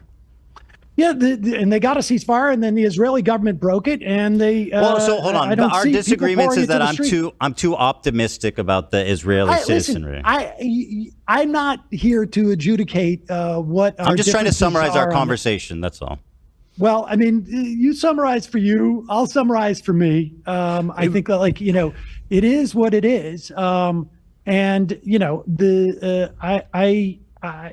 think I don't remember this conversation. We can put into AI and have it summarize it, but the one use of AI. I'll do that for you, and I'll let you know what it says. All right, we'll leave it to the robots. Okay. Sam, I do appreciate you calling in. I do value your input on all this, and I appreciate the conversation. I think it's good to have conversations like this, like open and honest, even if they're combative. And I think ultimately on the larger points we agree, but we managed to find things to fight about anyway. And that's what two Jews do, isn't it, Sam? That happens. That's my understanding. Appreciate it. All right, take it easy, man. Have a great time with your children at dinner there. Enjoy. Thanks, I will. Bye. All right, you too. Bye. Oh, boy. That was way different than I thought it was going to be. Oh! But okay. I thought it was interesting. I enjoyed that as a watcher. Was I owned? I don't think you were owned. I don't think anybody was owned. I think it was two people that are highly opinionated hashing it out. And I think I personally like when people do that. Yeah. I don't get turned off by the combativeness. Part right. Maybe that's the half Jewish part of me. But the truthfully is like, again, on the larger points we agree. That's why I take cross with this issue of being like, he's a genocide supporter, he's a fucking baby killer, and all this insane. He goes, Sam, you never heard of hyperbole? Yeah, I've heard of hyperbole. It's you're the king of hyperbole. Yeah. So.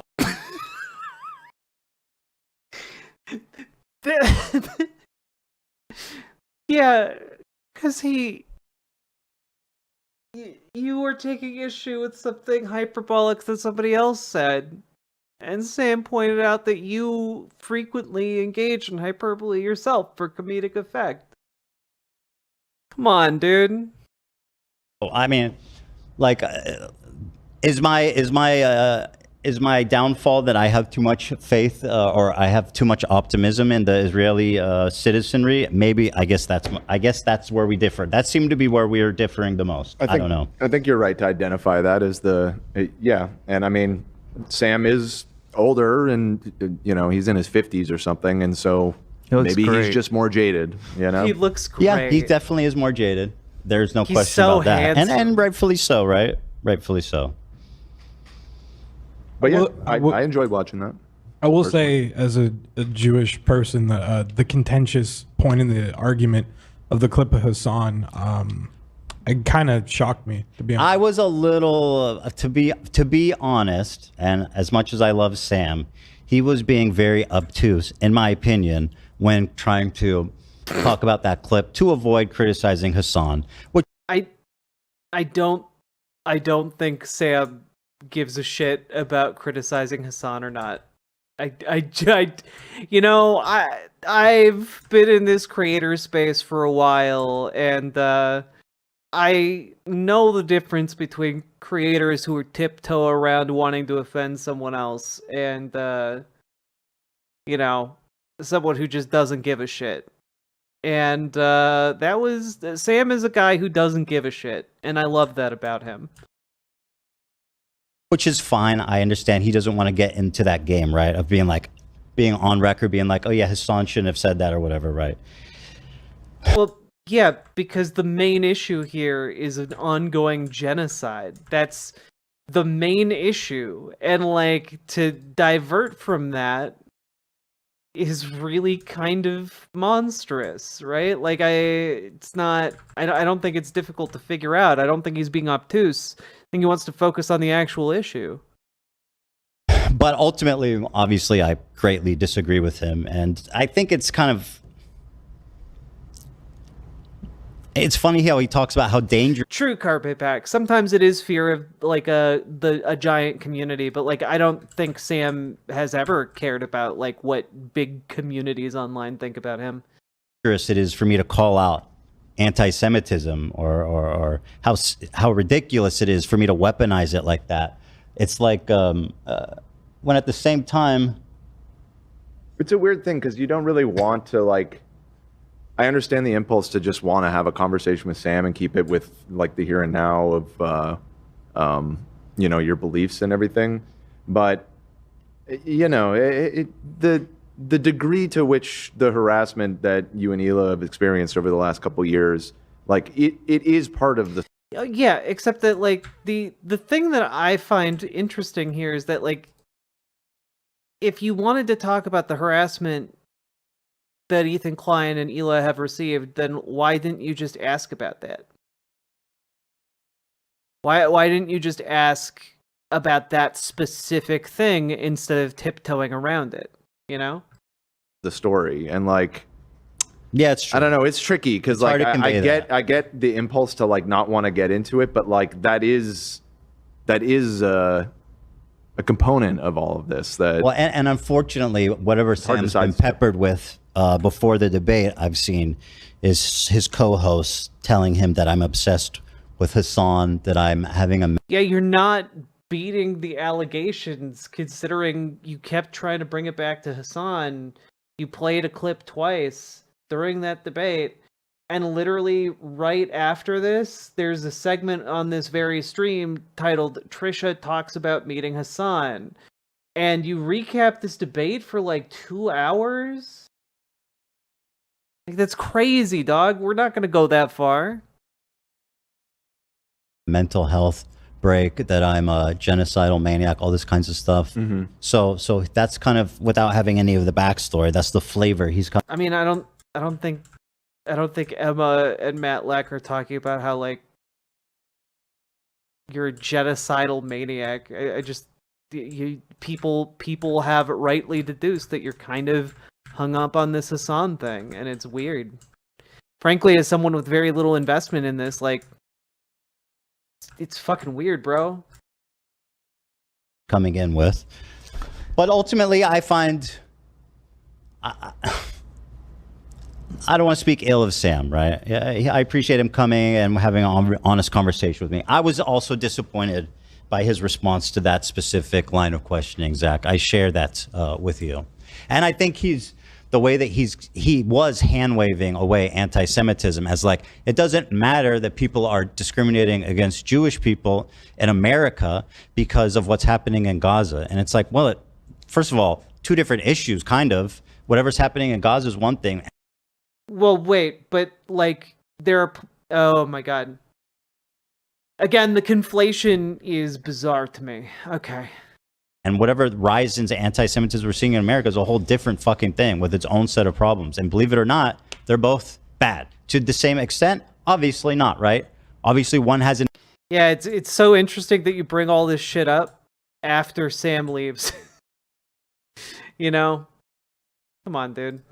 An immediate horrible effect in Gaza right now. And the threat of anti-Semitism is an amorphous, nebulous thing that's like hard to measure and hard to say. And Jews, our whole life in America, people call it the golden age of Judaism, is this time, the past, 50, 60, 70 years in America for Jewish people. Mm-hmm. We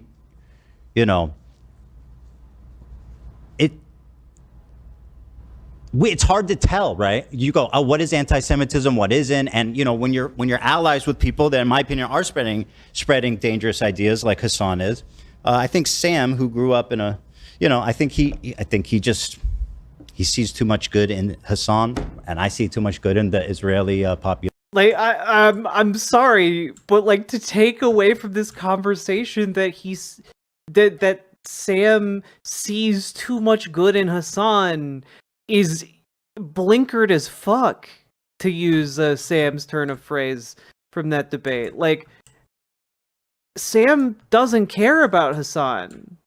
Like, as far as I know, like, they're on decent terms, maybe, but like they don't hang out. They're not like good friends. Like they just agree on some things politically and are both content creators. And like the idea that this was all about Hassan for Sam is undermined by the fact that Sam didn't want to talk about Hassan. Sam wanted to talk about the genocide, which is, because he has his priorities straight. God, wild as fuck. And hey, who's to say who's right? I'm right. Yeah, like oh, there he is. In response to what Zach was saying, like when I first saw that clip, I didn't see it that way, but I'm not Jewish, so I found it interesting that you guys are having this conversation to give both perspectives. One thing I kind of wish is that you guys both could have defined what Zionism is, like what you... Oh my god. You guys sat there in the studio. You work in this space and you don't fucking know about the ideological project of Zionism? Are you... Yeah. Because I feel like that's a big point in all of this. I agree, it is a and big it's such point in all word. this. Because it has such a broad meaning. And like when... It doesn't have a broad meaning. It simply does not. Zionism is like the ideological project of building an ethno-state and maintaining an ethno-state. It is the ideological project of ethnic cleansing that has been going on for like almost a century now in the Middle East. And like it's not it's a commitment to that idea. And I just you how have you talked about this topic ad nauseum and you still don't know what that means? when Hassan says Zionist tendencies, that's why I think it's important to ask Sam, who I think is avoiding the question, frankly, because he knows that it looks bad. He doesn't want to answer it. So he responds by saying like, oh, you think this matters? Let's not talk about the specifics of what Zionist tendency is, because clearly Hassan's not anti-Semitic. Obviously, he doesn't have the context. And by the way, again, it's all about Hassan. This is nuts. This is fucking crazy. How is this what you walked away from that conversation with? I'm still willing to give Hassan the benefit of the doubt that he's not anti-Semitic, right? But once again, as I've stated, yeah, I'm willing to. But at what I've said previously is that he's very comfortable fostering a community that is blatantly hateful and anti-Semitic. He's comfortable, you know. Again, a lot of really big accusations, because again, being against like the Zionist project of building an ethno-state is not being against Jewish people. These are two completely different things. Expressing these ideas irresponsibly, the way he communicates, which is what that clip displays, I think. So while I don't think he's anti-Semitic, I think he's responsible for perpetuating a lot of it. And I think Sam's refusal to answer questions like what does Zionist tendency means was, a way of him avoiding answering a difficult question that would impugn Hassan. Because, frankly, there's really nothing positive to say about what he did. And so Sam took if you want to talk about debate, and Sam's a great debater, right? Everybody knows that. He's a great conversationalist. He doesn't really get the best of. Nobody really gets the best of him in conversation. I mean, the only way he could really take that on was to be like, it doesn't matter, in the totality of things. So that's the route he took, and I was disappointed by that as well. But at the end of the day, I knew it was unlikely that he was going to say a bad thing about Hassan. I was specifically trying not to even go there. In fact, when I showed him that first video of me talking about my views, I was kind of surprised that he actually had found something to criticize in it. I had said, what was it? I don't remember. Let me rewatch that clip, because I was quite surprised. Like, from the beginning, this conversation did not go how I thought it would at all. And it started with this clip here. Let me see. They're liars and bad faith weirdos. So here's what I'll say about Israel, okay? Listen, this isn't the first time I've said it, and I'll say it many more times. The cabinet is run by genocidal maniacs, okay? They're led by Netanyahu. Yet again, just have to really throw this out there, like, this seems like a really, really weird point to keep coming back to. Like, I have a perfect stance. Yeah, but then why are you harping on this? Like, why are you making, if you genuinely have this stance, why are you making the entire conversation about Hassan rather than the ongoing genocide? Like, I don't know. Seems like maybe one is more important than the other. Just who should resign in disgrace and go to prison for being a war criminal, okay? He's made a coalition of the most radically conservative freaks that don't represent, by the way, the majority of Israelis. He was saying that there's this talking point that I've seen percolating on the left, which is that, to put it kind of, to summarize it crassly, that Israelis are evil, basically. I mean, to put it. No, but the policies of the state of Israel are vile and are currently supporting a genocide. Crassly, right? That's kind of what he's saying, is that the majority of Israelis just want civilians to die. I mean, that's kind of what he said, and he didn't even deny it. I think that's insane. And especially I mean, again, I don't know if that's what the majority of Israelis want, but that is the policy of the state of Israel right now. They've been killing civilians for a while now. Context of this clip being 2 days after October 7th, I think it was. The sentiment was a lot different before and after and during and now. The sentiment in Israel's changed a lot. So when I said that, I think it was more accurate. I think it's still accurate, but obviously there is a huge problem in Israel of people being, complicit and comfortable with what the military is doing.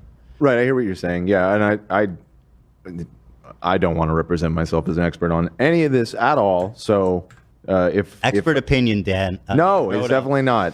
Just from what I recall reading, is that prior to October 7th, support for giving the Palestinians a state in Israel was at basically an all-time high, and that has cratered since October 7th, which is the great one of the great tragedies of this whole situation, and kind of dark irony of it is it now feels like we are further than ever from some sort of peaceful solution to all this.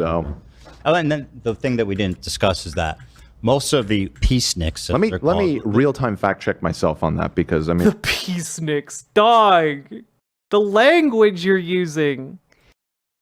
Jesus fucking Christ. All those people who want peace, those no good peaceniks. You fucking kidding me? God.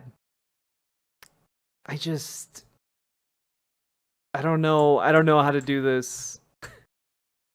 I don't know how to respond to how fucked up this is. I mean, that's a big claim. Yeah. I want to make sure that I'm right, but I seem to remember seeing polls that, generally over the course of the last 10 years or so, support for... I'm speaking not just from stats, which I have looked up and seen polls and stuff, but empirically, I lived there in Tel Aviv for 5 years, and I know what the people are like there, right? And obviously, it's a progressive city. That's likely one of the more progressive pockets. It is. It's like Los Angeles or New York is. It's a progressive city, right? So, obviously, they'll be more inclined to want peace. Inclined? But that's comedy. Height of comedy. Ultimately, what happened on October 7th that we didn't talk about is that a ton of the peace activists, most of them, lived on the southern border specifically so they could help people in Gaza. They would drive people across the border to the hospital. They would help people get to and from work. They were advocating, they were doing what they could as individuals to help facilitate peace. And many of them, you hear their stories time and time again, were just murdered, slaughtered by Hamas. And I think that's part of what really jaded the Israeli public too, is look what happens when you want to support peace. Obviously that's not, I don't think, the right conclusion, but that was their conclusion. It's all the people that wanted peace were murdered by Hamas. See, I have... it's crazy that you're well, most people don't want to do the genocide, but then you do this type of rhetoric, which again really indicates that you think it's kind of okay, right? Ultimately, oh well, a bunch of people died, and that means most people no longer wanted to be peaceful, and that's, you see the problem there, right, with the line you're going with. Friends or family even that will say that they don't believe there's an innocent Israeli, and I think obviously stuff like that is super dangerous. And I agree. I'll never agree. I've never heard that at all, and honestly, I don't believe that is the case, because there are Chads in Israel who go to jail rather than participate in the IDF. Okay, I know there are good people in Israel. And my criticism of the policies of the state of Israel are not criticisms of individual people within Israel. Good night, Salmon Moose. Agree with that. But in terms of the Pew research is often what's referenced. And again, Sam brought that up, that there was only 19% of people in May in Israel from the poll who thought that it went too far. And God, I gotta see that poll. A poll from May. God. That's nuts. Only 19% think they've gone too far in Gaza. That's crazy. Like 90% of the buildings are gone. Yeah, That was from May? Yeah, it was from May 2024. This is often referenced. It's a little old, but I don't know if that's changed. Let's see. Well, it's May tomorrow, so it's basically a year old, right? Yeah. I think like I totally agree that the public is way too comfortable and complicit in all this. I think the question of do they want to end the war? I think this is I mean, yeah, it's disturbing, you know what I mean? Yeah, that is more than a But, little disturbing. Kind of undermines a lot of your points, huh, bud? Israelis are divided over the country's military response. Percent who say Israel's military response against Hamas in Gaza has gone too far, been about right, not gone far enough, which is crazy, right? That's crazy. Mm-hmm. These are the radicals for sure. I think people who are like, yeah, it's been about right. It's more like, again, I'm maybe, you know, people will say I'm being too optimistic. I see that as like, we've done enough. And like, we've done everything we can do. Yeah, but at that point, in May, like they've already done so much. Well, I'm saying the people are saying, yeah, right. Mm-hmm. Like ideally, looking at it objectively, you would say it's gone too far. But to, you know, be charitable, I think a lot of people who are saying it's been about right are trying to say that the war should end. We've done the right amount of it, and let's just end the war. I mean, not gone far enough. 34% is fucking bananas, obviously. Like, percentage who will say Israel will blank in achieving its goals in the war. Definitely fail, probably succeed, definitely succeed, 40%. So, I mean, people in Israel have faith that this they'll is succeed. I don't even know. That same one from back in May? This is from March 3rd to April 4th, 24. 2024. Okay, got it. Yeah. I don't know where the war was or what it was happening back then. I think that might have been during the time of like the hot war. Mm-hmm. Yeah, I'm not Which sure. I think tensions were even more peaked at that time. I don't know. Yeah, I mean, it's disturbing. I don't deny that. But I also despise the way that, you know, Sam talks about the, you know, things and stuff. I don't see it being productive being like Israelis are evil. I don't see the point of saying that. Like I don't think that Sam said that. I think Sam pointed out that the majority of them are in favor of a genocide at this particular point in time, and that seems pretty evil. But like, again, I don't think you'd ever catch him saying that all Israelis are evil. Good night, Nick Leftist. And it's like, well, what do you want to do about it? You say the majority of Israelis want civilians to die, and it's like, why do they think that? You know, it's just like, well, I don't know, but they're evil. Mm-hmm. They just don't care. They're just callous. I mean, look, human beings are human beings everywhere. You know, a lot of leftists don't want to engage in humanizing Israelis. They just don't want to do it because, right? You know, I would like to just say as a leftist that I believe in the humanness of Israelis. I that's a very low bar, but I also believe that humans can support monstrous things.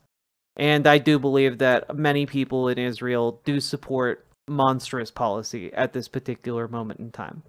And I don't think that is even particularly controversial. If you are at all against, you know, genocide as a concept. Like what's happening in Gaza is awful. And they think that it's insignificant in comparison. And I understand where they're coming from, of course. But I believe that both are important. And obviously, again, the totality of what's happening in Gaza is not in dispute about which is like more.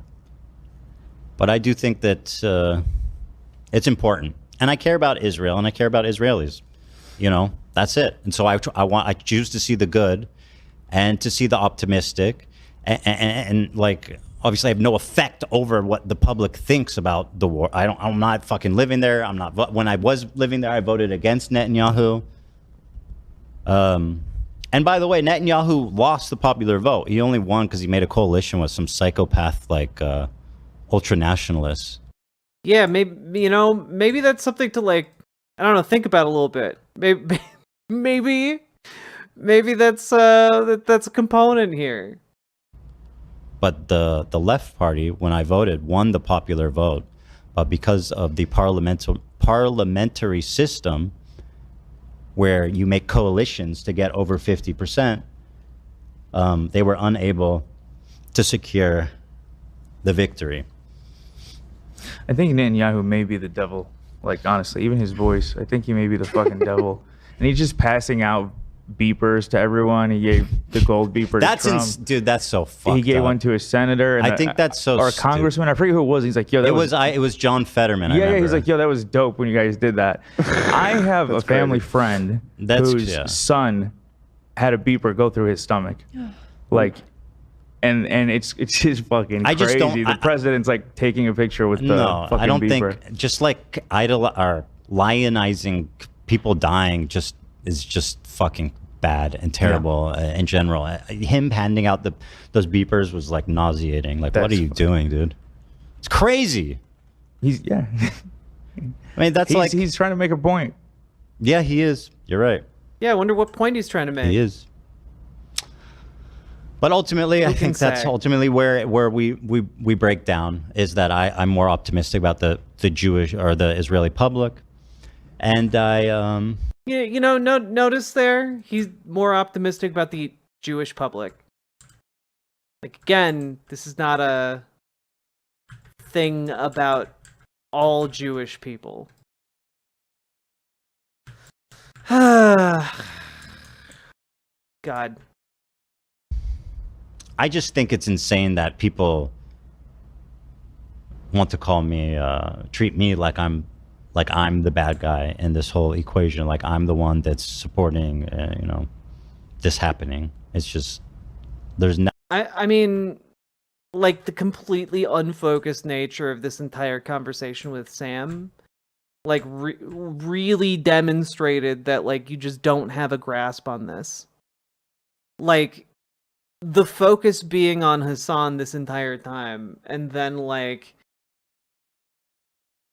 again, just for no reason whatsoever, being like, yeah, and I think things will get better soon, but like the genocide's happening now, like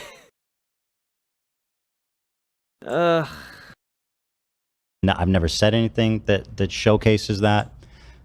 I've been consistent with my beliefs over the years. Hassan is pathetically typing in our chat again.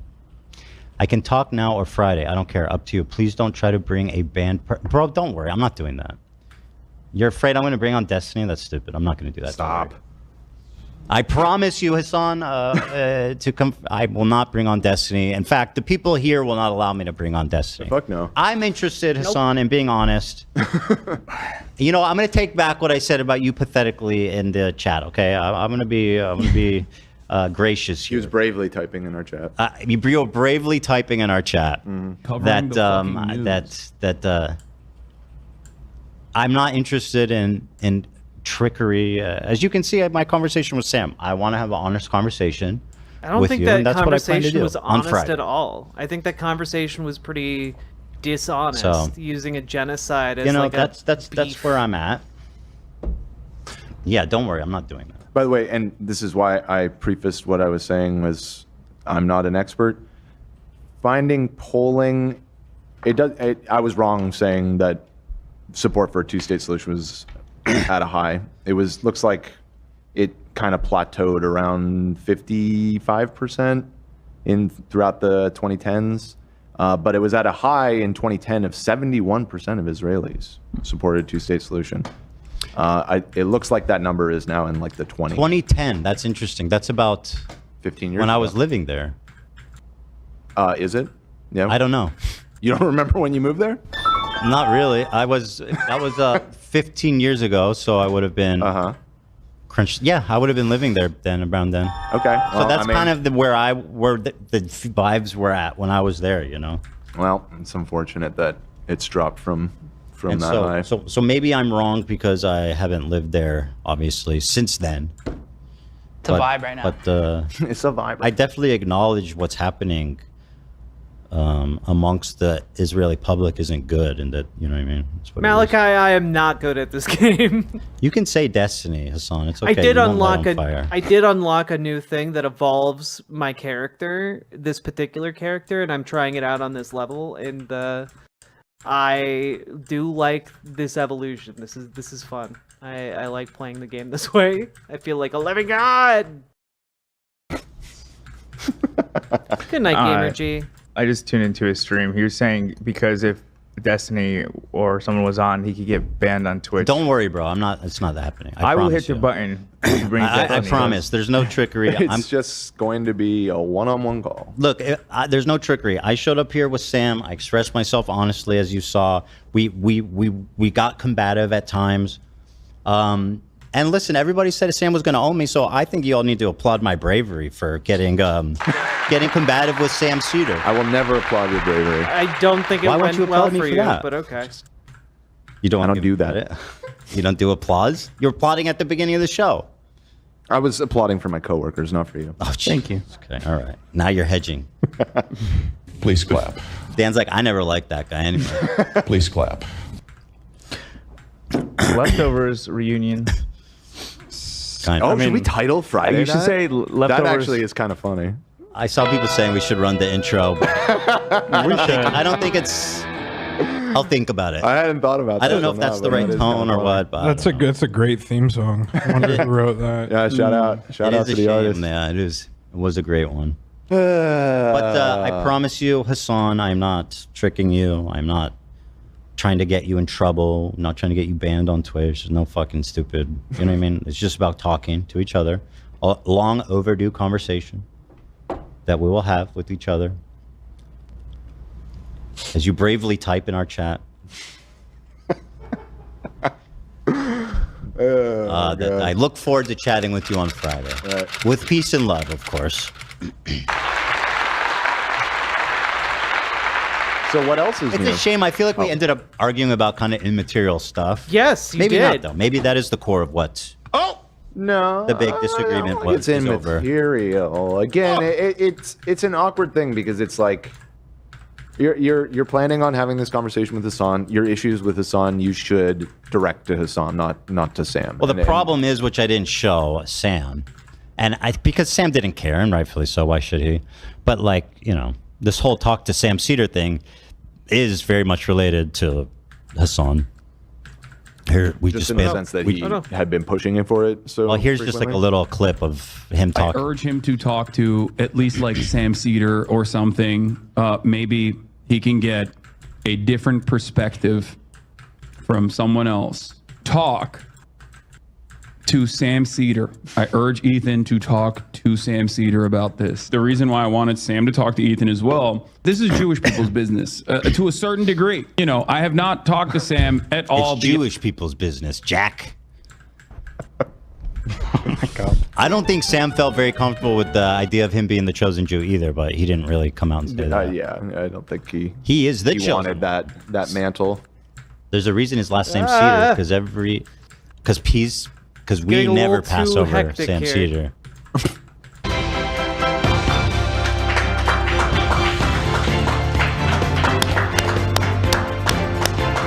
The Seder, of course, the Seder is the ceremony performed by Jews on Passover. So I'm familiar. I've been to we one or should have two. had Okay, that's enough of that. Riverboat Jack is coming to town. All the viewers gather round. Twitch and YouTube is where she streams. All that content is bursting the seams. Politics, being, flame more.